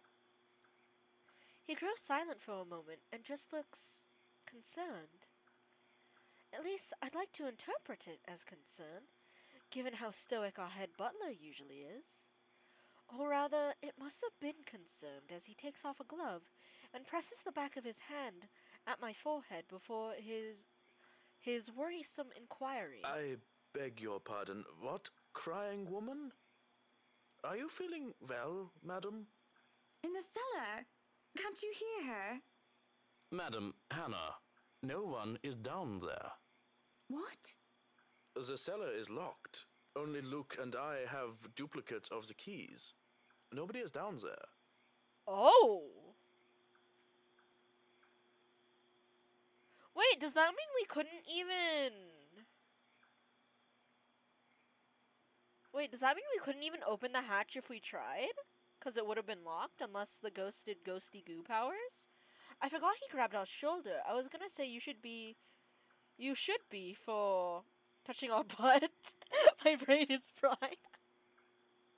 Oh, Ninetail. He's gay. He has a husband. I stare at him in disbelief. But when I listen once more, I hear no crying. What? No, he grabs our shoulder. What do you mean? Yeah. I freeze as a hand clamps down on my shoulder. Oh, I can, but I won't. Tugging at the hatch for good measure prove his words to be true too. 'Cause then it'll mess with the flow of the story. The thing won't budge unless I had a key, short of using power tools on it. Perhaps it is time for you to go to bed, madam. You are simply tired and hearing things, a perfectly normal human experience. Plus, it gives you guys, like, a incentive to buy and play the game yourself. Yes, yes. But if you are still experiencing auditory hallucinations in the morning, you are free to consult with me. Fair enough, Ninetail. There is a cold feeling in the pit of my stomach as he helps me to my feet. He's also a butler and this is the lady of the mansion, so I don't think he'd risk his job like that. What he says makes sense, and who am I to question someone who used to be a doctor? I am just tired, that's it. Long day of moving, the interview, dealing with Luke. That has all drained me of any proper sense. Yes, I suppose you're right. I just need some sleep, that's all. Of course I'm right. Go on then. Gute Nacht. Good night, Johannes. Good night, house. It's just fatigue. That's what I keep telling myself, although I can't ignore the strange feeling in my gut. Either there's something wrong with this house, or there's something wrong with my head. Johann seems too nice? That's honestly just how he is, Ninetail. Sleep will be elusive tonight. Wait, he just seems like a normal butler to me. Ninetail, I'm confused. What? Luke is already gone by the time I rise. There isn't a single hide nor hair of him to be found, and trying to call him on his mobile is a bust, as it only goes straight to his voicemail. That's twice in a row he's gone on me. And for him to disappear today, of all days, is every bit upsetting because of what's to come. The morning is once again filled with a whirlwind of activity. Fortunately, I'm much more refreshed as I took a break from my responsibilities. I haven't the faintest clue where Luke was yesterday. Today is going to be a busy day, although unlike Wednesday, the master of the house isn't here right now, absent once again from his duties. Hopefully he'll come back in time for the party. This is our house, after all. A grand housewarming party for the wonderful Wright Mansion. Every person of importance from Luxembourg is invited, and there will be a few guests flying in as well. Of course, there will be some people from the media, along with friends and acquaintances who are made no less important, regardless of the status in society. Marianne and I discuss business and last-minute touches to the house before finalizing everything. Not that there is much change from our original plans. Bar any huge additions to the property itself, the mansion is nearly 100% complete. You have certainly exceeded expectations, Marianne. Everything looks so marvelous, and in such a short time, too. Well, I can't take all of the credit. People have certainly been enthusiastic about the idea of working on the Wright mansion. There won't be any more problems unless Mr. Wright has any more objections about the second bedroom. He doesn't want a kid's room? Of course he doesn't want a kid's room. Luke and I had a small tiff about making the second bedroom into a child's playroom, which I insisted is completely practical. It is! In the end, he had to coincide. I didn't give him any choice in the matter. I even bought this wonderful wooden crib from the antique store yesterday, including some toys. Don't tell me the crib is haunted. Is the antique crib haunted? Do we have Ghost Bebe? Just in case anyone brings their baby, of course. Besides, we have little need for actual guest rooms. We hardly have guests who spend the night. If we absolutely have to, we often choose to foot the bill for the visit on one of our hotels instead, always at Luke's own insistence. And on the off chance we actually let someone stay, the bedroom in the opposite wing is still up to the task. Oh, no. We proceed with that room as planned. I already agreed to him having his greenhouse and his vineyard and his stables. He may as well let me have this one thing. Luke wants horses? Luke rides horses? I hope they kick him. No, I did not agree to him having a helipad. All right, then. Well, do we have any other concerns? Anything we need to put on our agenda before the party commences? I hope he uses bitless bridles. No, I don't think so. Not unless Luke has anything else to say. Is he around then? It'd be best if we can note down his requests right away, considering the scope of his usual ones. Around? No. Where is he? Who knows where? I don't. No, he's not around. She didn't have to point out the obvious now, did she? After 7 long years, I've already gotten used to him. I should be by now. Still not, apparently. But don't you have a party? I want nothing more than to complain, to whinge about how unfair this is. However, airing out one's dirty laundry is simply taboo among high society. To do so will make you a ripe target for the next dinner party chit-chat. Vultures, the lot of them, really. Or most of them, at least. There are always good ones, like Rochelle Lee. But put your trust in the wrong person, and you find yourself eagerly picked apart. True! Yes. But Luke's just being a sweetie, you see. Okay. That friend he's visiting. He's having marital problems. Boop, boop, boop, boop.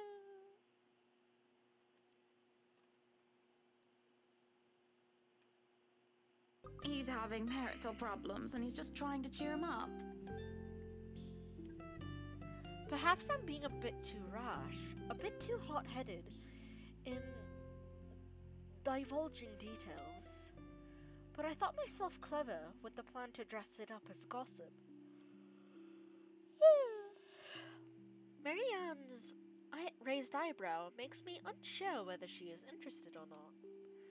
Although that does make things better if she has no interest and therefore has no hidden intent to utilize whatever I might say to her. They've been married for a long time and they've hit a... how do they say it? A rough patch. Oh, are you talking about how Lee is complaining that his wife is pregnant? And she's being moody? His wife has a drinking problem and can be very neglectful. The poor thing really does his best to be a good husband. But it's never enough for her. Oh, he's switching the genders so that she's actually talking about herself, and okay. Sometimes I think it's the years. Maybe it's been so long that they've lost that romantic spark. What do you think? You were asking for my personal opinion on the matter, ma'am? Do you want me to be honest, or... Honest! No buttering things, Marianne. Honesty! Be honest with me, Marianne. I don't need someone to sugarcoat it. Nice, Javen. I hope it went well. I was about to say have a safe drive home, but you're homeschooled, aren't you? Or take online classes? I'm not some fragile thing that I'm just going to break down at the slightest thing. She hesitates, taking a sip of her coffee while I stand to my own cup of tea. Oh, this is an in-person class. Okay. Then I hope you have a safe ride home, J-Band. The silence stretches on, and I almost believe that she will never answer my question. I suppose that I shouldn't blame her, putting her in a tight spot like this. Her hesitation is understandable, though. I loathe to admit it. She simply wants this whole thing to stay professional. God damn it, J-Ben. But then she speaks. If I'm going to be completely honest, I need to ask. This is about you and Mr. Wright, isn't it? Let's go.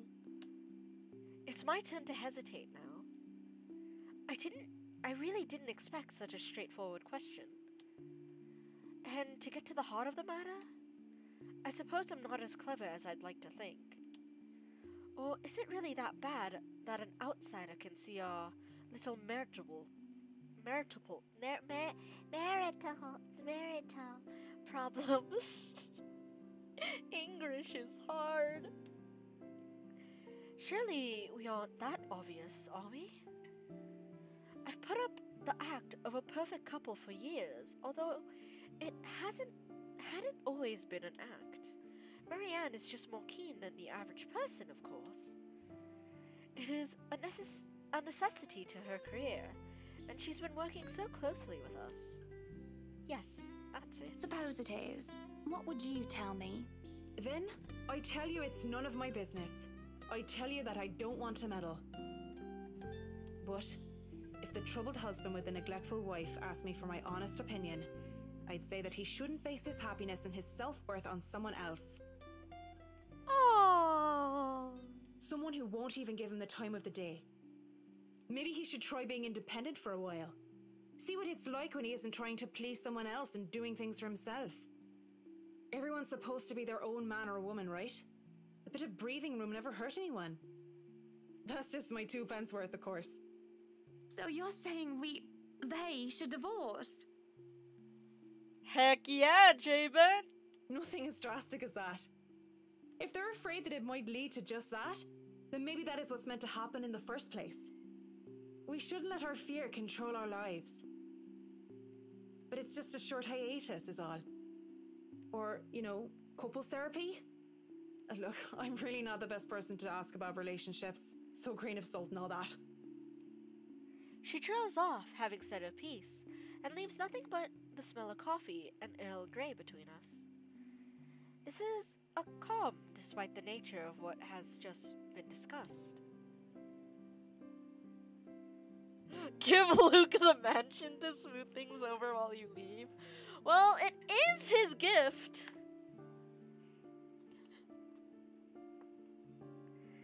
To say that her words make me start to think is an understatement. To say I'm not considering her advice is a lie. And to say that this might just be the calm before the storm is a possibility.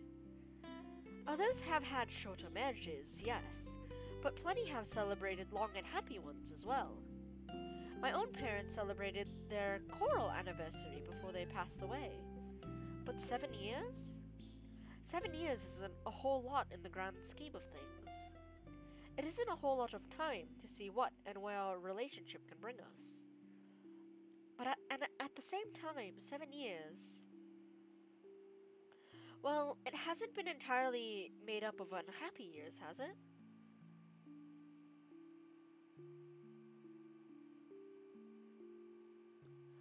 I will say I looked at the endings and there are a lot of them, and you can do it basically any way you want.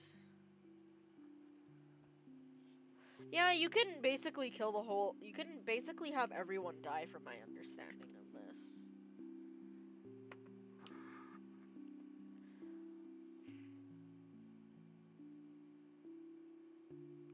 But what do you mean by you can do it basically any way you want? Well, it hasn't been entirely made up of unhappy years. Has it? It won't last forever. It's not supposed to anyways. I just dread the thought that it might last for a very long time. I dread the thought that these small spats, these little disagreements, will turn into an all-out resentment. The idea that we will grow to hate each other with every fiber of our being scares me. I can't even pinpoint the exact moment when our blissful union turned sour. When did he start to seek other women, lacking any ulterior motives? When did we start to cooperate only to suit our materialistic greed and attention-seeking ways? Money and success, fame and glamour. Are those the only reasons we still stay together?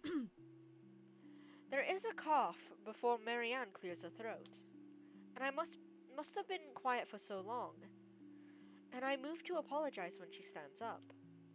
We both end up at our feet, unsure how to proceed. Some sort of odd, awkward shuffle occurs as we decide whether to sit back down or not. I really should handle what's left of the work.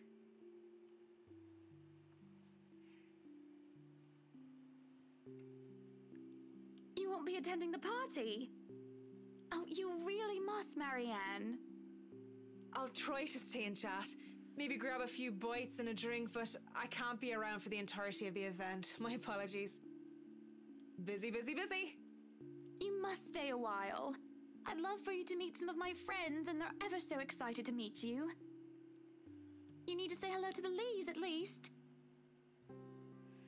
If it wasn't for them, I'd never even heard of you.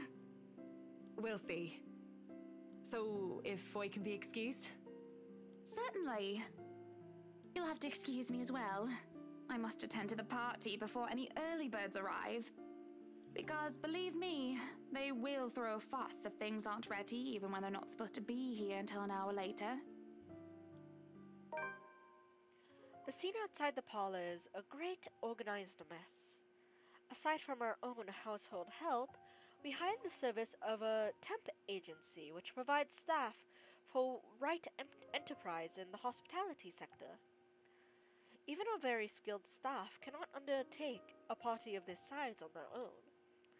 Waiters, busboys, hostesses, and their staff, captains, move about in droves carrying crockery and silverware, good for several dozen people and then some.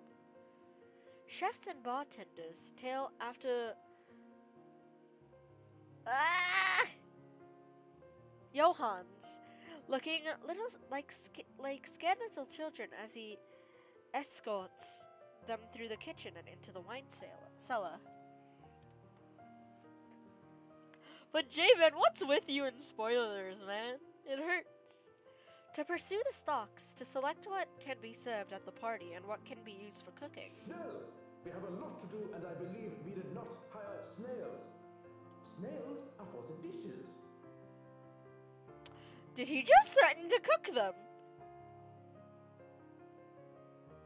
No, because it's still a possibility, and I usually go for all endings. That's why it matters.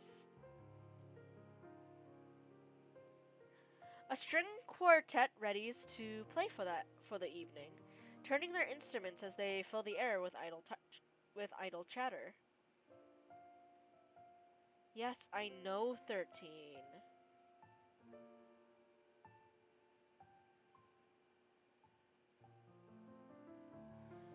Floral decor where thousands fill vases, the wreaths in baskets, while petals are scattered along with the driveway up front. There's no need to apologize. An ice sculpture of a reindeer is brought in carefully by a pair. It is followed by a simple cake, just a 5-tier white saffron one with white chocolate, mousse, fresh berries, and a light dousing of edible gold leaf. But despite the fact that I told Marianne how I will attend to all of this, I find myself unable to focus or care for any of it. I still have a discussion running in my mind, and looking at all of this, I only see Luke everywhere. These are all the grand things that Luke wanted to have for the party. I had wanted a small, elegant, and simple gathering, with only a select few invited, namely the people who I would actually trust to enter my house. I did not want any bloody politicians or paparazzi in here, no matter how used I am to catering to them. At least be here for your party. Damn it, Luke. It's fine, Jabin. You spoiled other things before. I'm just kind of in a sour mood. I should apologize for being in a sour mood. And deciding to try to stream to forget about things. Yes. So if anything, it's my fault. The entire thing screamed Luke Wright. And I can't help but add another question to my growing list of queries. When did I lose myself? It's always about him nowadays, isn't it? What about Hana Wright? Jabin, I am actually gonna fight you. You can't just solve things with money, Jesus. Yeah, there was that. Yeah. That wasn't that too big of a deal. 'Cause I believe I gave you permission for that one. Oh yeah, Ski! Ski, no! Ski, don't read, Javen's, comments, because he actually reads Jujutsu Kaisen. Yeah, Javen do be spending money again. Sup, Moldy? Wait, Ski, no stabby! That's rude! Ski, no. It's okay, Ski! It's not happening! It's not happening, Ski! Ski, it's okay! Why is everyone apologizing? No, it's fine! Ski, it's fine. Hug you. Moldy, no need to apologize. I never announce myself when I'm in someone's stream. Why do you have an obligatory apology?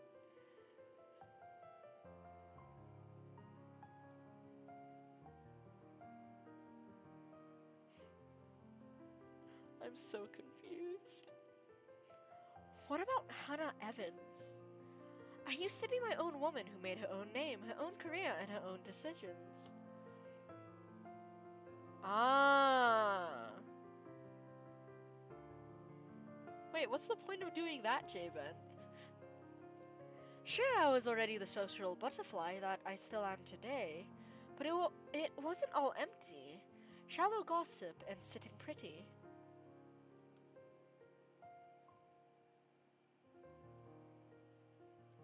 I was also loitered for my knowledge and talent.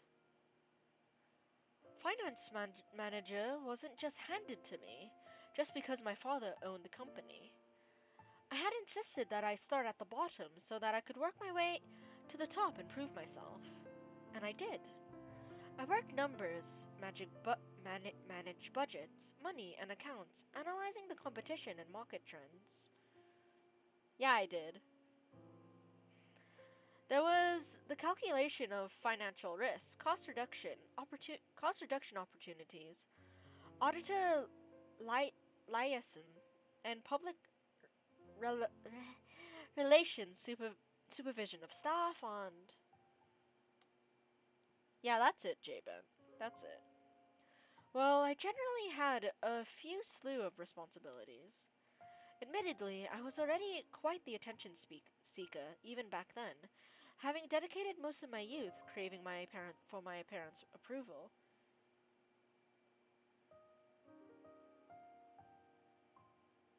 What? Moldy, I'm so confused. Failing that, I turned to others, looked for praise from anyone who would give it, however fleeting it all was. Oh, I feel that. I've done that, Hannah. And Luke. Oh, Luke, the way he looked at me. The way he watched me and took a genuine interest. He had me disgustingly obsessed since day one, hasn't he?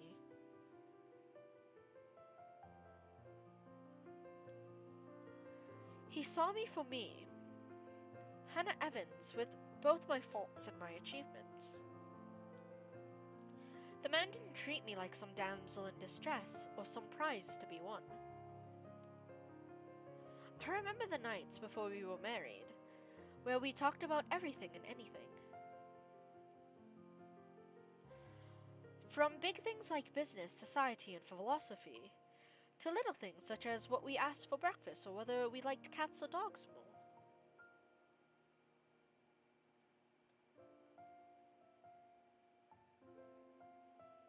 We both prefer dogs. Nowadays, I'm just Luke Wright's wife. It's mostly my fault, isn't it? They told me that husbands preferred wives who are docile and subordinate. A woman who will always be there for them, yet would never outshine them in all aspects except beauty. A wife needs to be at home and attend to his needs, to have children, and to take care of them in his absence. J-Man, have you finished Bucci the Rock yet? They said I have no business working anymore after I was married. I can blame society, but I listened. Before I fall further into this introspective pit of self-loathing, someone calls for my attention. The guests have arrived, madam. Moldy, I'll only chew you out if you give up. Proud of you, man. And Luke? Running a bit late, I'm afraid. I'll tell Toy on you. I'll be a tattletale. Late for his own party. That man, I swear. He's probably looking to make a dramatic entrance, knowing him. He's gonna be fashionably late. Open the doors, then. We mustn't hurry. Cars line up the driveway, peppering the front of the mansion with vehicles of every kind. Grand tours, supercars, even the old high-end muscle car to convertibles, grand saloons, and other luxury cars can be seen, parked by valets. A handful of cabs drive off, possibly for those who thought it's too troubling to bring their own cars. Ah, fair enough, J-Ben. I feel like that's something you should be telling Moldy, though, not me. There are at least 2 different media vans as well. They're all here for what may be considered the biggest event of the year for Luxembourg so far. Who knows what we'll plan for the winter holidays? Welcome, welcome everyone. Please, make yourselves at home. Some of the guests idle, enjoying the warmth, if not strange sunshine we are experiencing, before gloomy skies inevitably return. They greet acquaintances and friends with warm smiles, others less so. From where I stand, I can see the hierarchy of power, the ties that bind these individuals from individuals here, whether through inconvenience or necessity. However, there are also few who are not here to further cement their current place in high society, such as the young man with his oriental air, ignorant of the looks he receives from women and men alike. Be careful with Shirley, alright?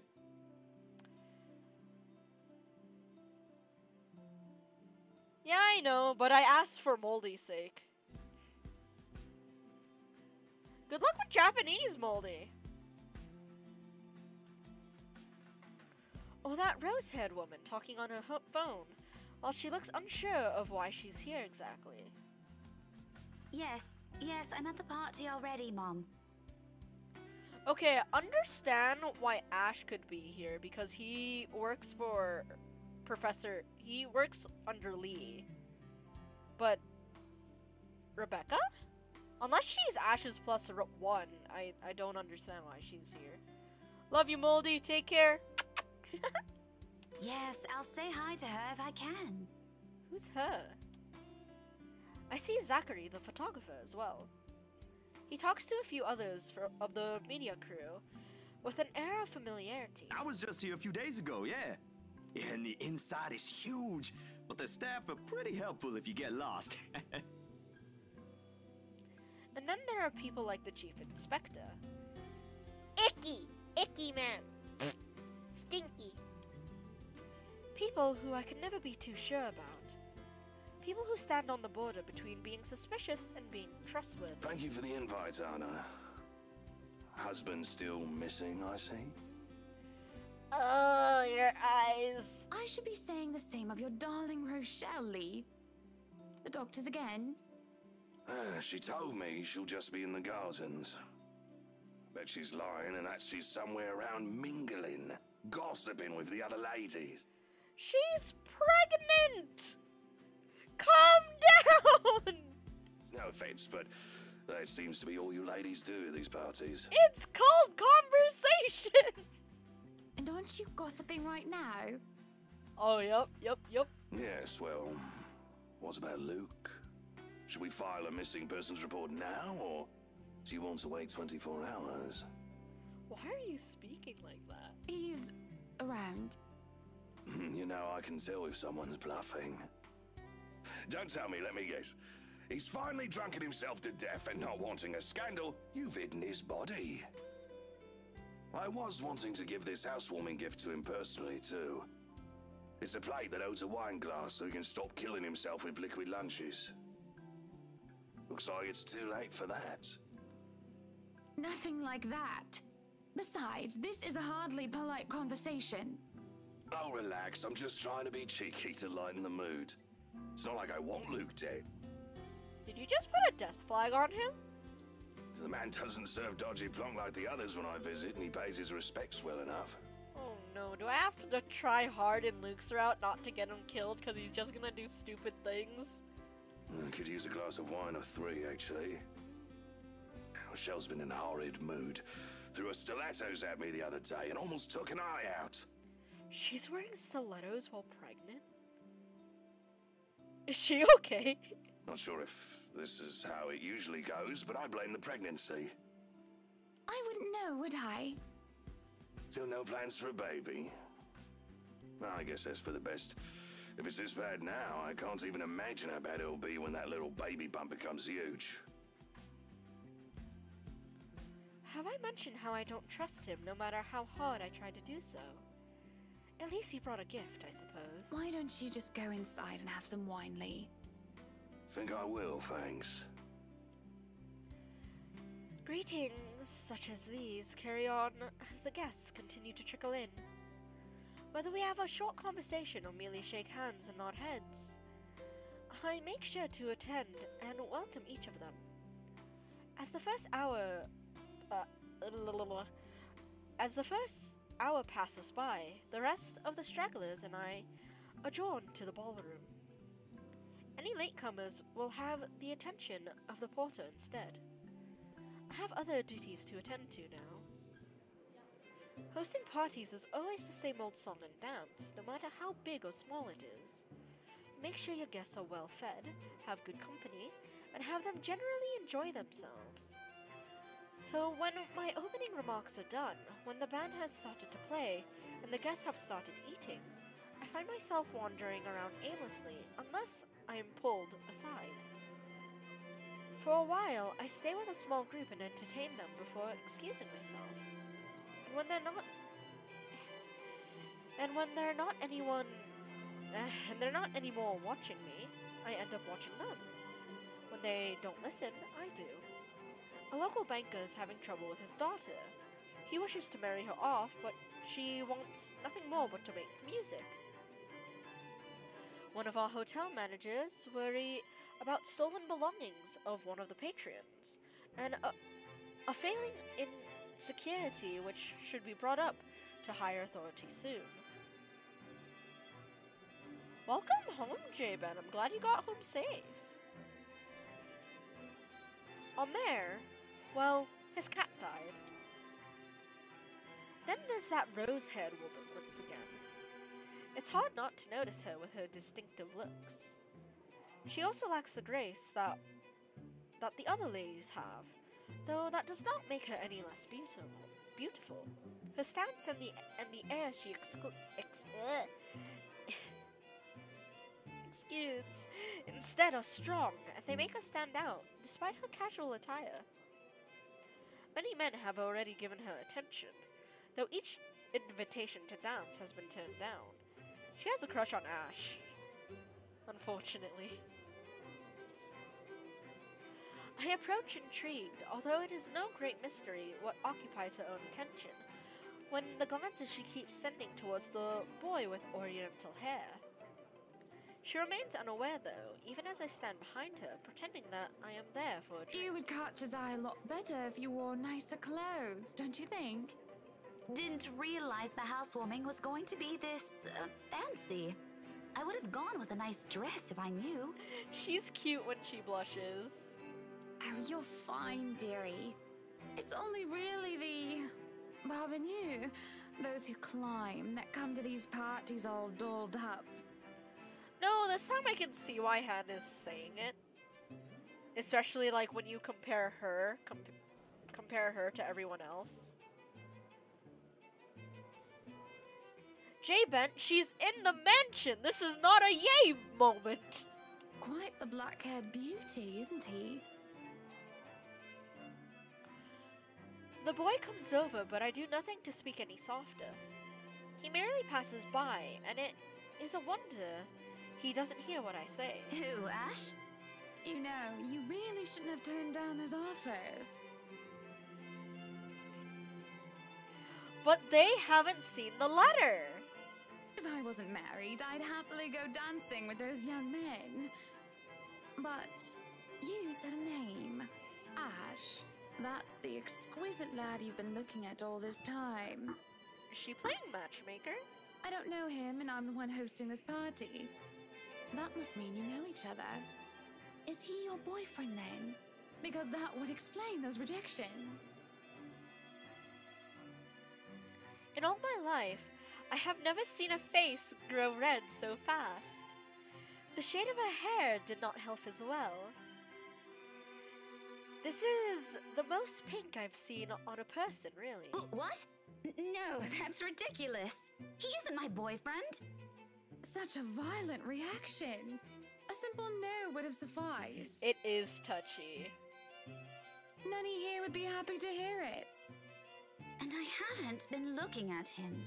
Oh my god, her sprites are so cute! That's right. You've been staring. Quite heatedly, in fact. Okay, so Hannah loves teasing people. I would die if I was around Hannah. Noted. Although I'm not sure if you look like you want to kiss him or kill him. Both. It's more the latter currently. Just don't go murdering him on my property. I don't want to walk into a room and suddenly find a body there.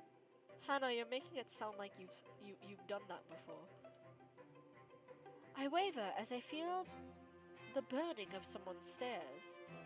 It is chilling, and though I am used to enduring the gaze of others, this one makes the hairs on the back of my neck stand up. Oh, hello there, sweetheart!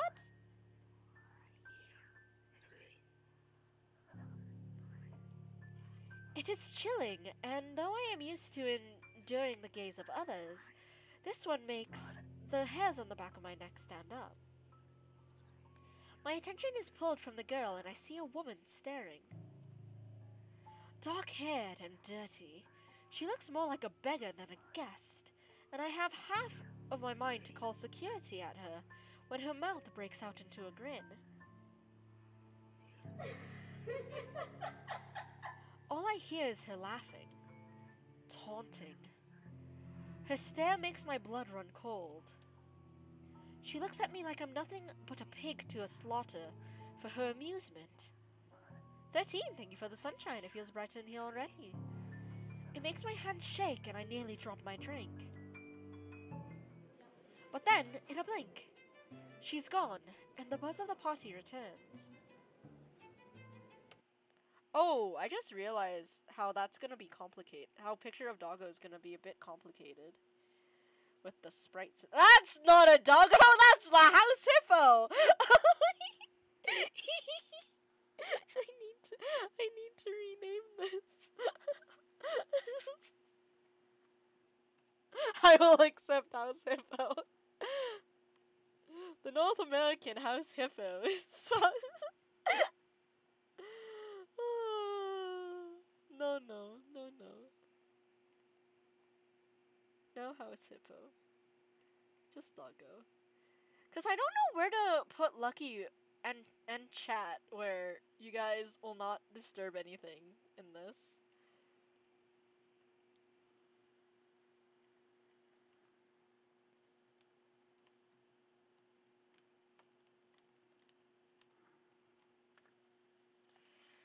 Recite house hippo it is.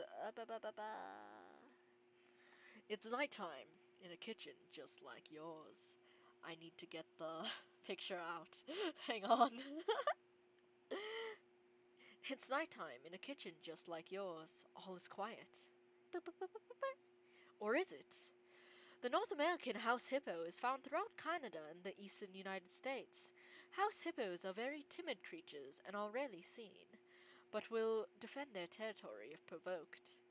They come out at night and search for food, water, and material for their nests. The favorite foods of the house hippos are chips, raisins, and the crumbs from peanut butter on toast. They build their nests in bedroom closets, using lost mittens, dryer lint, and bits of string. The nests have to be very soft and warm, since house hippos sleep about 16 hours a day.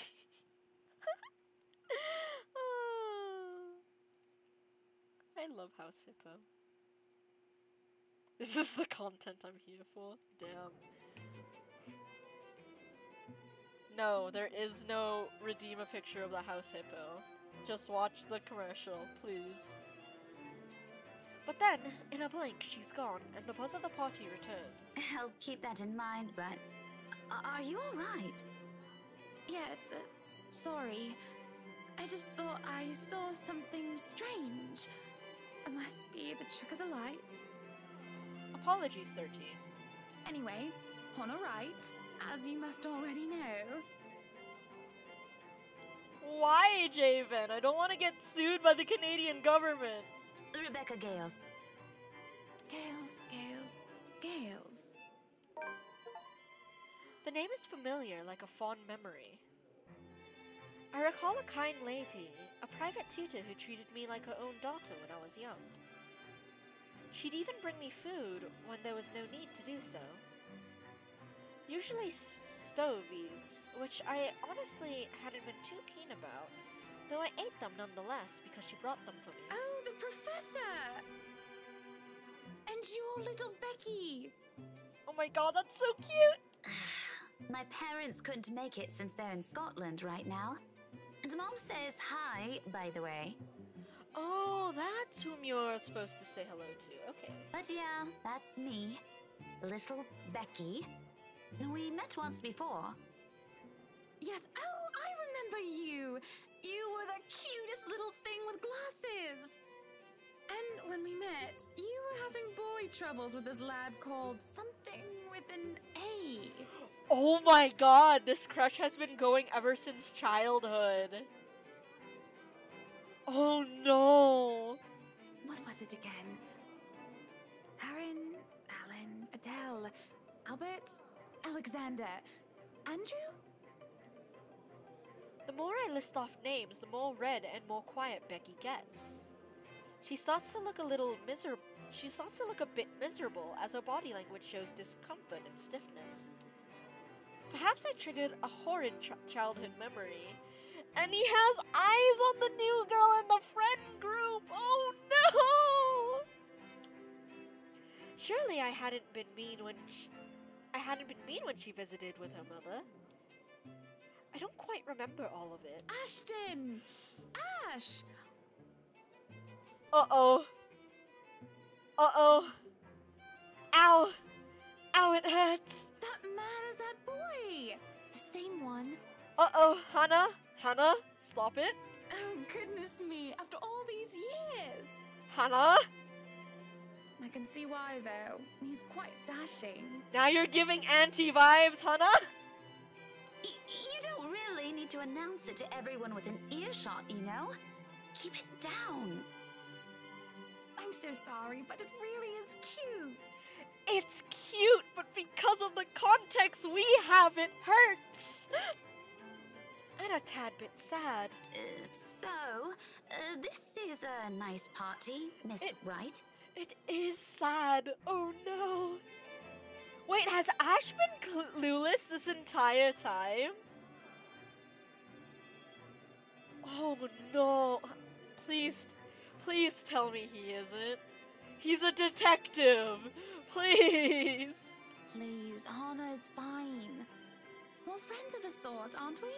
We must be friends, seeing as I know about your little infatuation, Becky. As a representative of all males, he is clueless. Javen, I'm romantically stupid. I too have this problem. Don't you worry, dearie. You'll have your happy ending yet. I'm not too concerned about that, am I? That's not what I'm looking for. Good on you, Becky. Oh? And what makes you think that? Doesn't everybody want their happy ending? The idea of happy endings sounds like they're just for fairy tales. And they are, sorta. I don't think you can just sit around, trapped in some tower and hope for the best. If you love them, you have to fight for it, right? If I dip my fist in holy water, can I punch a ghost?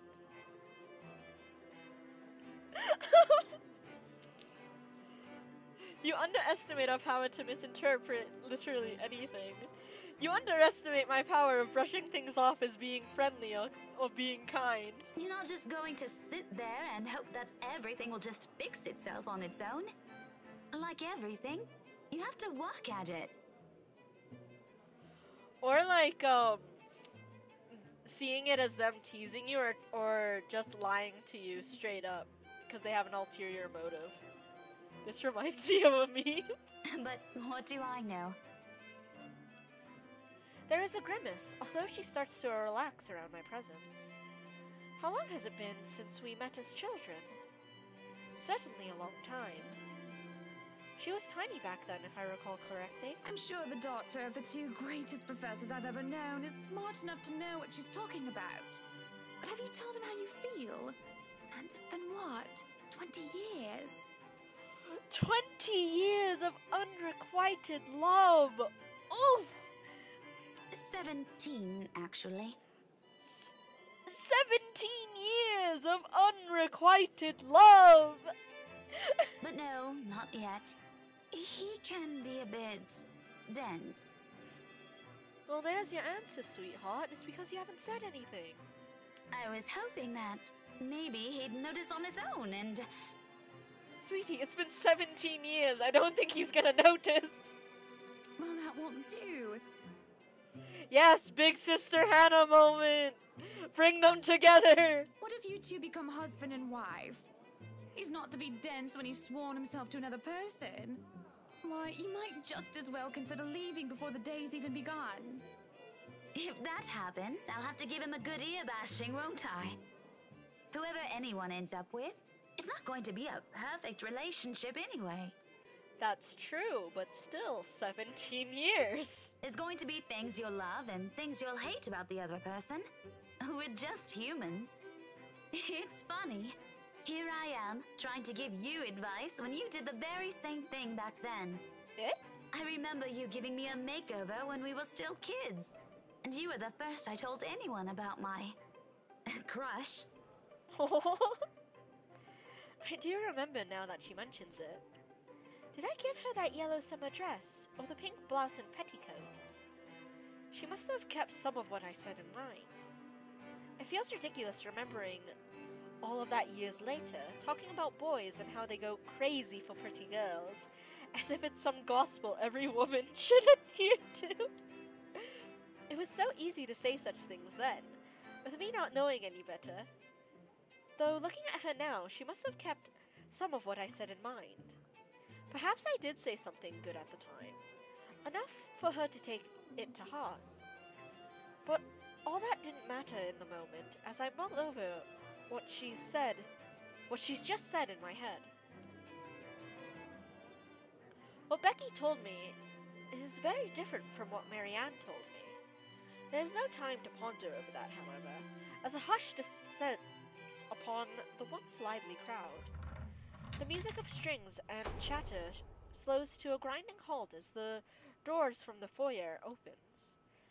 The last of the latecomers should have arrived moments ago, and anyone else this late would simply be too embarrassed to show their face. It's Luke, ain't it? So there can only be one person, or rather one man. There is only one man who is audacious enough to arrive at his own party so late. Good evening, ladies and gents. Enjoying the party? And he's already drinking. Splendid. I hope I'm not too late in welcoming you all to the right mansion. Is this the right mansion, Luke? Are you sure you didn't wander into someone else's property? Unlike I, who was raised in the spotlight and simply grew used to its presence, he sought it out every chance he could, even when there was no spotlight that shone. And I'll never put it against him when he smiles like that. He did so quite brilliantly under the scrutiny when he channels his showmanship. You can tell by the way people's eyes light up when he speaks. How they listen, enraptured, even if all he's doing is a simple greeting. A little wave of his hands here, a small smile there, and a bit of swagger. I always tell him that, if he is not to be a businessman, he'll do well as an entertainer. I love this side of him, especially when he looks at me, and he beckons me over to humbly share his place. Not a single second is wasted, as I excuse myself from Becky's side and I make my way to Luke's. Welcome one and all to our humble abode. It's fine, 13. Go ahead. Tonight, if you have yet to find yourself in your roles, you are our ladies and lords of the court of your king and queen, if you would excuse my presumptuousness. So, enjoy the feast that has been laid out for your senses as we only allowed the best to be served. Enjoy the rest of your night, everyone! There is a round of applause, cheers, and even some hoots. Guests approach us left and right to shake Luke's hand and greet him personally, praises on their lips. It is because of this that I do not see her. I do not see her until she's dangerously close, with fury in her eyes, and she's already spitting venom.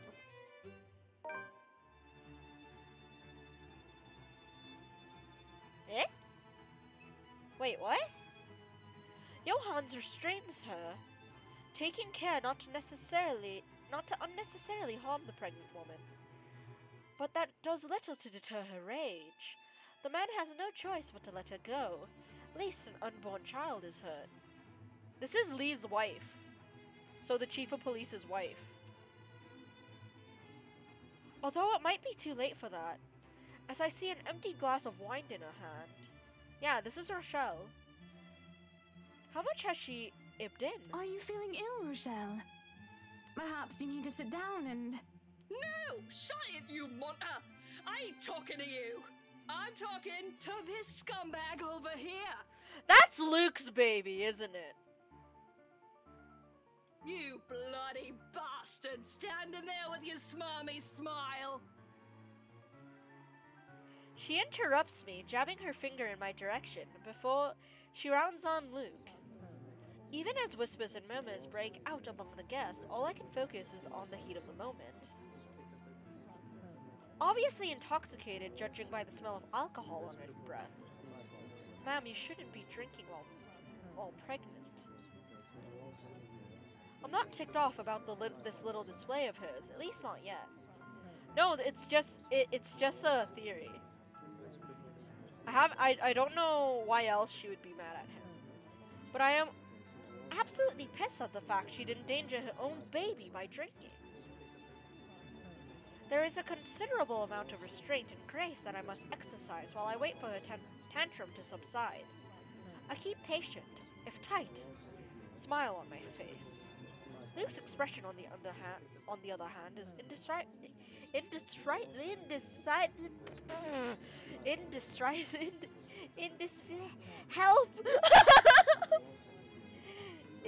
is indecipherable. Why did I have so much trouble? Watch your tongue! You're on thin ice, Rochelle. Where's your husband? Who even invited you? I did. And I told you with great emphasis not to. Now we have a drunk, hormonal, pregnant woman causing a stir. What is even going on? I am just about to ask the exact same thing. I don't know. But Rochelle, do calm down before you hurt yourself. I can't understand a word you're saying. Where is that husband of yours? Lee! Collect your wife right now! Don't you fucking talk like I'm not here and you're not responsible, you ass! You told me that I should wait for you in the gardens. Oh? Excuse me. What is this nonsense you're going on about? Crazy talk. That's all it is. Just completely and utterly mad. He's going defensive. Has anyone seen the Chief Inspector? I am pregnant with your little bastard. You promised me you'll take responsibility. Then again, J-Ben, she is drunk and hormonal right now, so we can't really take her word for it. Fully. Yet. God damn it, Luke! I finally got you to talk to me after months of silence, and you do this to me! What? What? What do you mean you're pregnant with... Luke, is this true? No, it's Luke slander. I will absolutely take her word for it. Lies and slander, woman!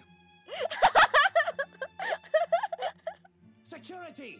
Johans, take her out of here before she makes an even bigger fool of herself! No, you do not do this to me! I was so ready to leave my stupid oaf of a husband. I told you to leave that damn wife of yours. Oh? Look at her. Does she look like she wants a baby? Does she look like she could take care of a baby? Excuse me?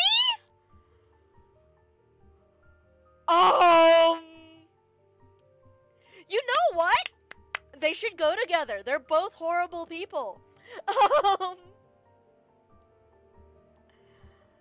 Things could be better. You came at a very spicy moment, Mozzie. Hello. I hope you're doing well. It is now that Johans returns with security, along with a concerned-looking Officer Lee. They surround her and move to escort the hysterical woman. I'm well, a spicy moment happened? Indeed! Turns out the man of the house has been... Yes, there is a scandal. Turns out the man of the house has slept with the chief inspector's wife, got her pregnant, made promises of, like, running away together. It's... Woo! Very, very, very spicy indeed. Judging by his pale face, he has heard the whole thing, and I feel nothing but pity for the man. I'm so sorry for her behavior. She's been under a lot of stress and the alcohol. Hannah did not deserve that, though. What the heck did she mean by does she want a baby? Does she look like she can take care of a baby? She was thinking about having children. She made a playroom. Like that's Talking nonsense, that's all it is. You're not allowed to drink because of the baby, Shelley. What are you thinking? Nothing to see here, people. Move along. It really is nothing here but the ramblings of a... Is there really nothing here but the ramblings of a drunk? Yes, that's right. There's no way what Rochelle says is the truth. What she says doesn't match up. I know, Luke. Do you? If such a scandalous meeting are to be arranged, he won't do it in such an exposed place, especially not near his precious flowers. He definitely won't promise responsibility over a child unless it can be helped. Besides, Luke will never. He will never go as far as to sleep with another woman, right? Okay, fine. Who am I kidding? If I am to be completely honest with myself, he might cheat. That's so sad. With a bit of temptation and a bit of alcohol, he just might. And doesn't that just make my blood boil? To even think of the slightest possibility of infidelity? Lee isn't too far off when he told me how Luke still acted like some young hotshot bachelor. Oh. Oh no.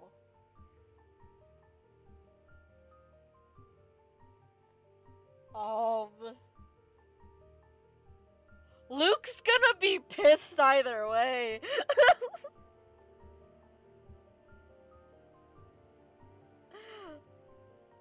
Cause if I say we need a break,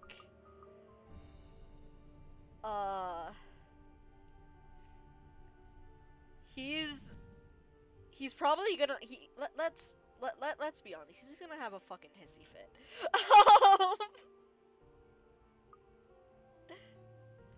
Let's say I need to work for my happy ending, because at least that way we can just ignore him. Like, sorry, sweetie, we were just working on something. Yes, yes. Becky's words are still fresh in my mind, and I can't help but think that the girl, plucky woman that she is, has a point. 13, there's no need to apologize. If I love Luke, I'll have to fight for him, don't I? So far, I've been doing nothing and sitting on my behind, hoping it'll fix itself. This whole mess definitely isn't going to fix itself. How dare that woman try to drag our name and our relationship through the mud with her lies? And at my own party! Determination fires me up as I take a step forward into the middle of the fray. All the while, she has been screaming. I signal for security to stop, and I can already feel the glower on my face as I stand to hers. She wilts as soon as she sees me. She starts to grow anxious, and her protests die down. I can see as her haughty, angry expression turns into a horrified realization. Rightfully so, she should be scared. What is that thing they say again? Never wake a sleeping dragon? They often think that Luke is the one in charge, and he's the one to be feared and appeased. They think of me as only the pretty wife. They forget that I am just as capable, just as worthy of respect. I invite you, my friend, into my house on a day of merriment. And you insult my name and accuse my husband of infidelity. What have I ever done to make you treat us with such disrespect? You are no longer welcome in any of our estates, our properties, and our businesses. And we will no longer patronize yours. Now, escort the girl and make sure she isn't standing even an inch within our grounds. She looks devastated. Reasonable. This does make her into a para, doesn't it? I think I said that word wrong. I should feel concerned, but I can't find even an inkling of mercy within me. This hurts even more because she saw Rochelle as the only person she could trust. I don't know what her plan was. I don't know what she wanted to make out of this. The money? Luke? It doesn't matter what she wanted. You won't show your face to me ever again if you know what is good for you, Rochelle. Take her away. The tension is thick in the air, and the silence that embraces the room is so set that one can practically hear a pin drop. There are worried and almost fearful glances from some of the guests, and they all know this is well within my right. 13, it depends on how much you missed. She is the one who started this whole dilemma. It just so happens that I'm the one ending it. As long as everyone hold their tongue and don't interfere, none of the consequences matter to me. Especially when my darling looks at me with a different shine in his eyes. It almost seems as if he's proud of what I've done, and that spurs me on more than anything. Ah, okay. Yeah, she accuses Luke of saying that they were supposed to meet in the garden and essentially run away with each other with the baby, which is essentially supposed to be his. Nonetheless, I still act upset because he does not change. This does not change what just happened. He still has a lot to answer to. Because even if the woman is lying, there is always an inkling of truth in every lie. So when I turn on him to say that the shock he displays brings me gratification is an understatement. Of course, there is no reason to make a husband and wife spat into a public spectacle. Some privacy will generate the least number of headaches and complications. Everyone is still far too busy in the ballroom, and most of the staff are still in the kitchen. A sharp glance at anyone who will go through the doors is all it takes to make them retreat. And the most private we can get without me dragging Luke all the way to our bedroom is the foyer. And you? We are going to talk about this, Lucille Mitchell-Wright. Not now, but we will talk about this. Right! I swear that is not my child, no matter what that woman says. Hannah, darling, you believe me, don't you? I believe that it isn't your child. Ah, no! I was squinting. But you never said that you did not cheat on me with her. Oh! We'll have a talk about that tomorrow, among other things. What for? What other things? About us, Luke. This isn't right, this doubting each other and not talking. That's why we'll talk. If anyone needs me, I'll be in our room. I'm in no mood to be talking with anyone about anything, especially nosy baggers who have no business with any of it. Should I be worried? Scared? Because you know threats do not work with me, Hannah. None of those. You should know I'm not your enemy, Luke. I need rest. That's all. Of course, you must be so tired. You've earned some peace. I'll take over the party from here. Good night, love. Good night, Buttercup. Sometimes I forget that leaving Luke to handle a party is a horrible idea. What did he do? Because come morning, the dining hall is a mess, with a few of his drunk friends sleeping about. At least a dozen men and women are scattered about, sleeping like they're all in alcohol-induced comas.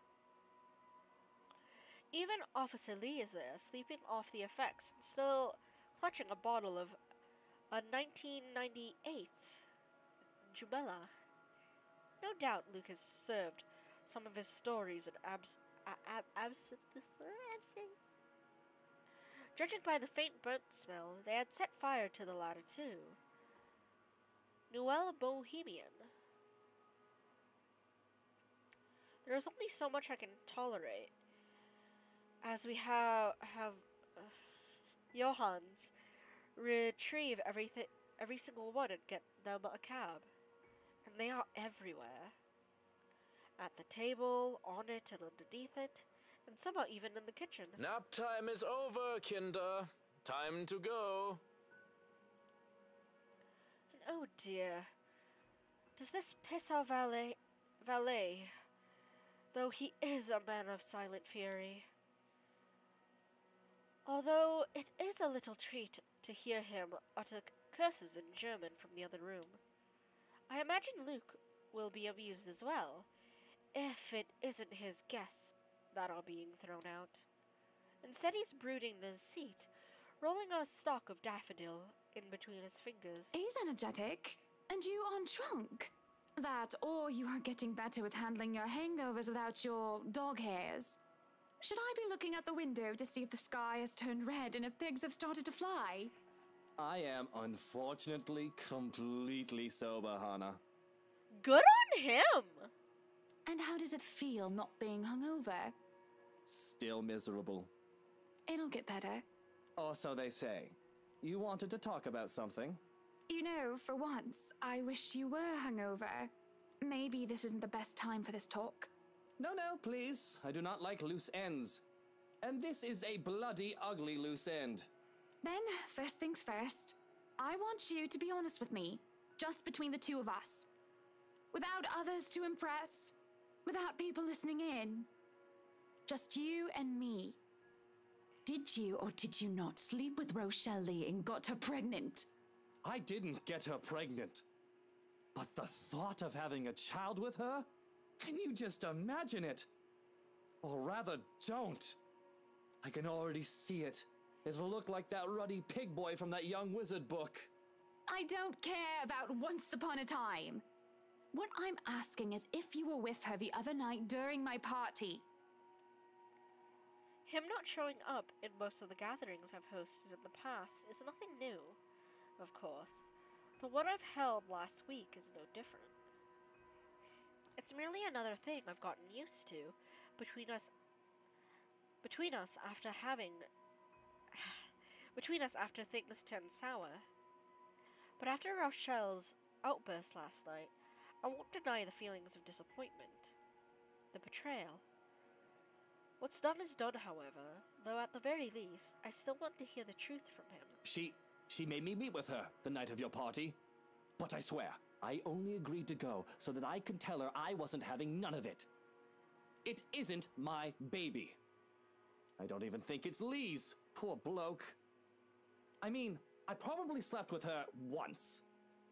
We were probably incredibly drunk, but that would have been a long time ago before she was preggo. Are you sure, Luke?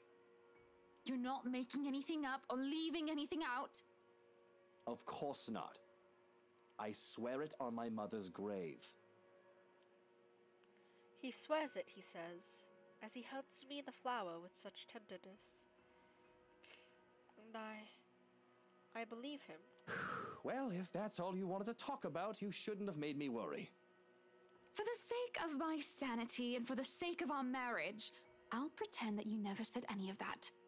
Are you sure you aren't drunk now? Haven't had a single drop and hating it. Would you like something to drink? Because I'm not done. I have something else to tell you.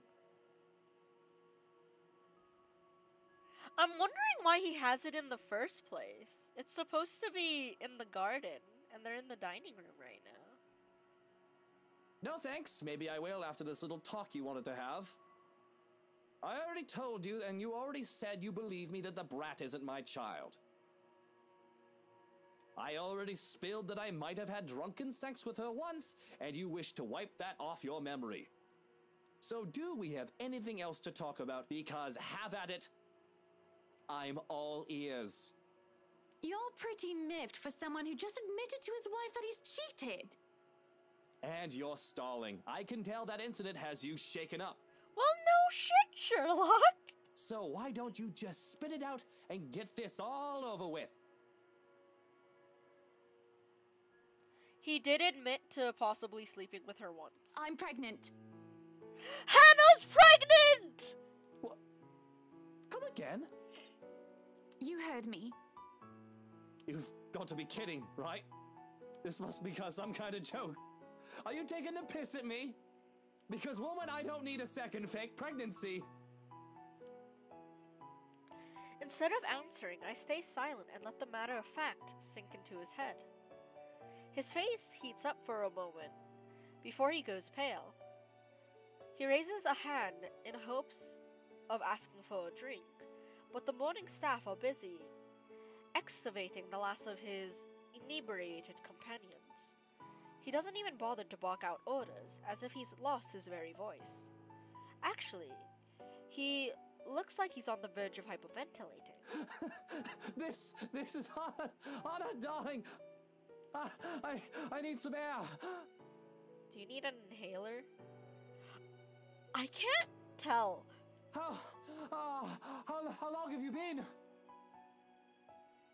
3 months. And the twins. Although we don't know yet if they're a boy or a girl or... Twins? Or both. Good God! Twins! I'm going to be a father to 2 tiny babies. Breathe, Luke! Breathe! Is this a happy moment for you or sad? Goodness, Luke, I'm the one who's pregnant here, not you. No, don't touch me! Stay away! Uh-oh. A scream cuts off my amusement, and without thinking, Luke and I rush to the foyer.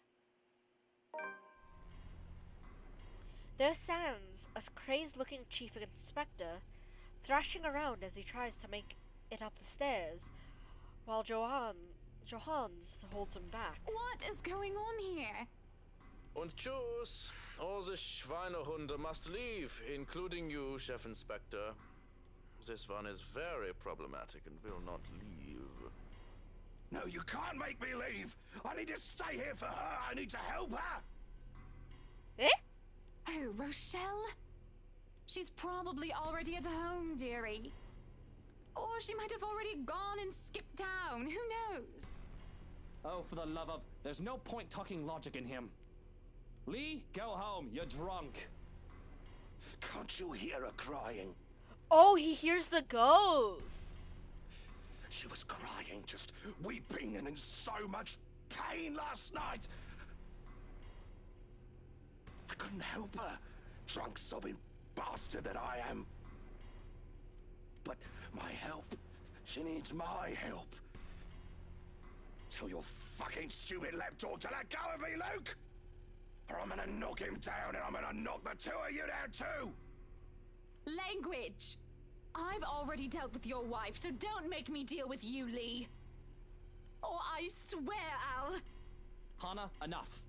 Don't stress yourself over him. It'll be bad for the twins. Oh my god, Luke is being a decent human being? What? So go back to your breakfast and let me handle this, okay? Are you sure? Why wouldn't I be? Now, go ahead and do something less stressful. Go ahead and do nothing. There isn't much to do, it seems, whenever I step up to the plate and try to take responsibility for something. Perhaps because everything is already being handled by someone hired specifically for that job.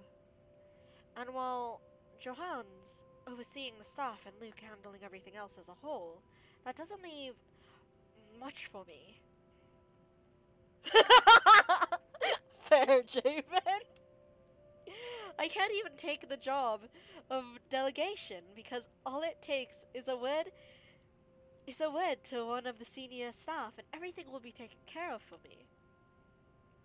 Moving in here a few days ago may have been very well the chore that took the most effort from me. And that didn't really take any real effort at all. Yes, Hannah, go buy a mansion in the middle of nowhere. Good idea. Great plan. There are no dishes to set aside and busy myself with. Any mess left behind is now nearly non-existent. To sit on the counter while eating cake is supposed to be my next plan. Alas, there isn't even one to finish off, and I don't really know what brought me to the kitchens in the first place. It's not like I'm craving anything else, nor do I have any unfinished business left here. But there's a calling to this room. Speaking of calling, why not do just that? Might as well, since I have nothing else to do. At least that will require some effort on my part. Now, with how cut off from the rest of Luxembourg,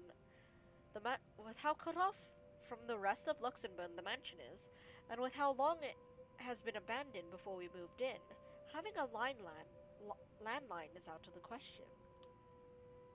The solution's supposed to be on mobiles, though it isn't much considering how spotty the signal is in the area.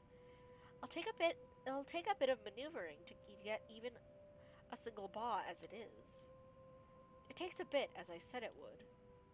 Oh, okay, so she's just calling someone. She's actually calling someone. Sorry, I'm sniffly. I have to park my rear on one of the cold drawers, but that suits me just fine. Another matter that needs my efforts is who to call. She who must not be named is certainly off the list. That doesn't leave much in the category of close friends who attended the party, along with the category of who else is awake at this early hour. Soon enough, I manage and the call goes through. Hello, Rebecca Gales here. Oh! Who's this? Most likely 13. Good morning, Becky. Hannah? Why Mary Ann? They're strictly... That's strictly professional. Oh wait, how did you get my number? You responded to your RSVP through the phone. It's all saved in here, of course. I thought I'd like to say hi and make plans and get together sometime. Also, I'd love to hear news about your mother and father and about you, my dear. Oh, I hope I didn't wake you up. Oh, you're good. Fair enough, 13. It's sports day at school today, so I was just prepping for that. Figures that you'd be a teacher as well. I'm sure your students must absolutely adore you. Don't know about that. Mathematics? History, actually. Anyway, it's real nice to know you've got my number. I was going to ask for yours because Mom wanted to keep in touch. You could have asked, silly girl. I would have gladly given it to you. Couldn't, though, because, well, the thing that happened. But really am sorry, though. I gotta run. School, schedule, stuff. Is there anything else you want to say? Don't want to use the mobile while driving. Oh, of course, of course. I shouldn't keep you. But I wanted to thank you for your company yesterday. Not a problem. And for that other thing as well. What for now? For what you said to me. With what had happened. It's been very helpful in... The call starts to go static, much to my frustration. A strange clicking noise drowns out most of her words, too. I doubt she can understand what I'm saying.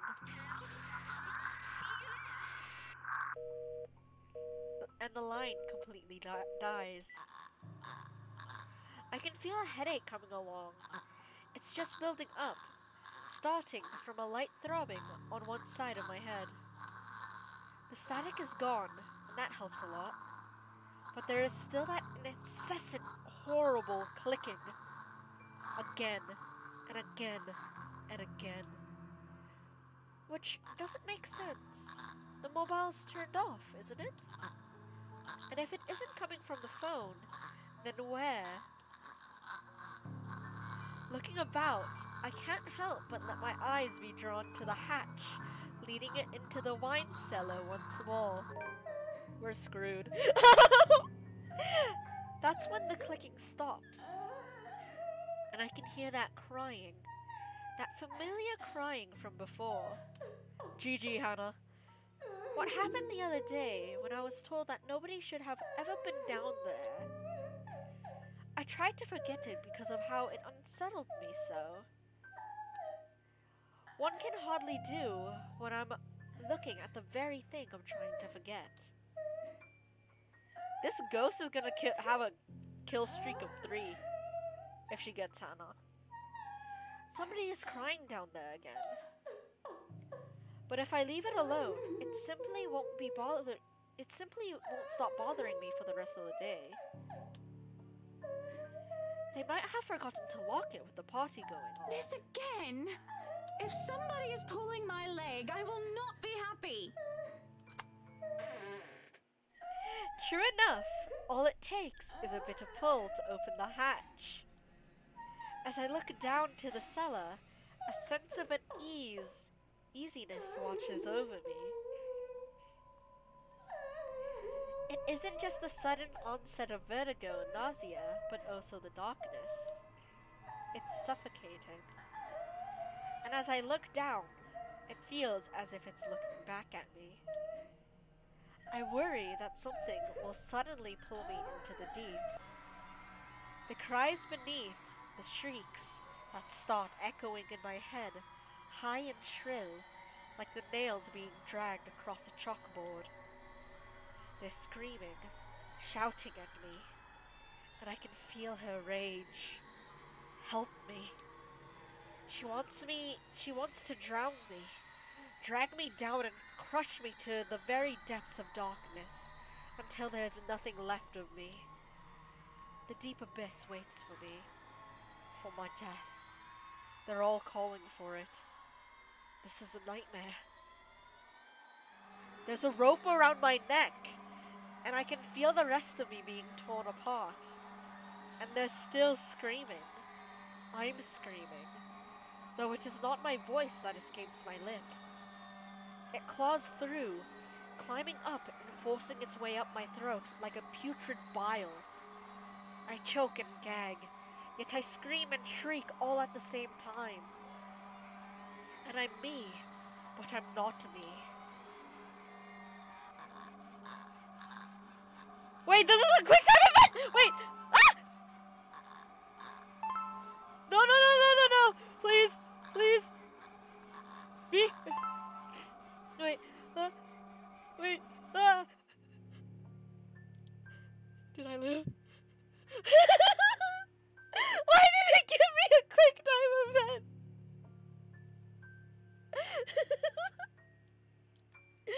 It worked.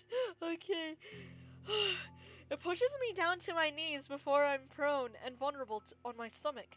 Wait, what happens if you skip the quick time event? Is it a insta-death? Is it an insta-death if I just like, oh, I'm skipping the quick time event? GG. It pushes me down to my knees before I'm prone and vulnerable on my stomach. It makes me tremble, and I can just feel my whole body seizing, writhing on the floor. Everything and nothing hurts. It feels like I'm on the verge of death. And if I'm not dying, I nearly wish I am. Take care, Jabin. Why are you? Prince. Seeing Luke, something snaps back, and I am able to take a gasp of air on my own volition for the first time in what felt like centuries. I would have rejoiced and cried for his name if the pain still did not rack my body. Instead, all I can do is stare listlessly as he comes to my side and lifts me up, cradling me in his arms. He tries to get me to my feet, perhaps to take me out of here. But all he's able to do is get me to sit. Make sure I'm not thrashing on the floor. I can still feel my muscles spasm, limbs jerking like a puppet's on a string. Luke holds me tight and keeps me still, so that I do not hurt myself anymore. Whatever it is that happened, it has my mind feeling frayed and battered. Eventually, the pain dies down into a dull ache, and my own tongue stops feeling the cotton. It's only now that I can feel the wetness on my cheeks, tears streaming down my face, streaking. A coughing racks my body now that I don't feel like choking. And it all feels so horrible. But I don't care. I don't care. Please. What happened here? Who did this to you? I don't know. I'm so sorry.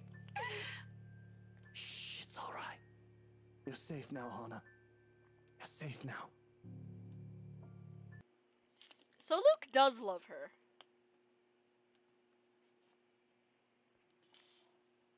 Welcome back, J-Man. Also, 13, I used to do 6-hour streams. We're on Zax! We're on Zax's route! Let's go!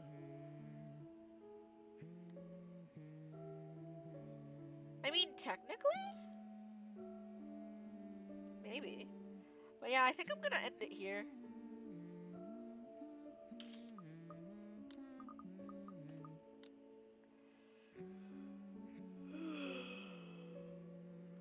Start of Zax's route. Because there's still dinner and I don't know if it's actually okay for me to still be live. Okay. But yeah. Thank you guys so much for coming. I hope you guys have a wonderful day, night, morning, or afternoon, wherever you are. And yeah, that's it for me. Goodbye, and please do eat something. Yeah!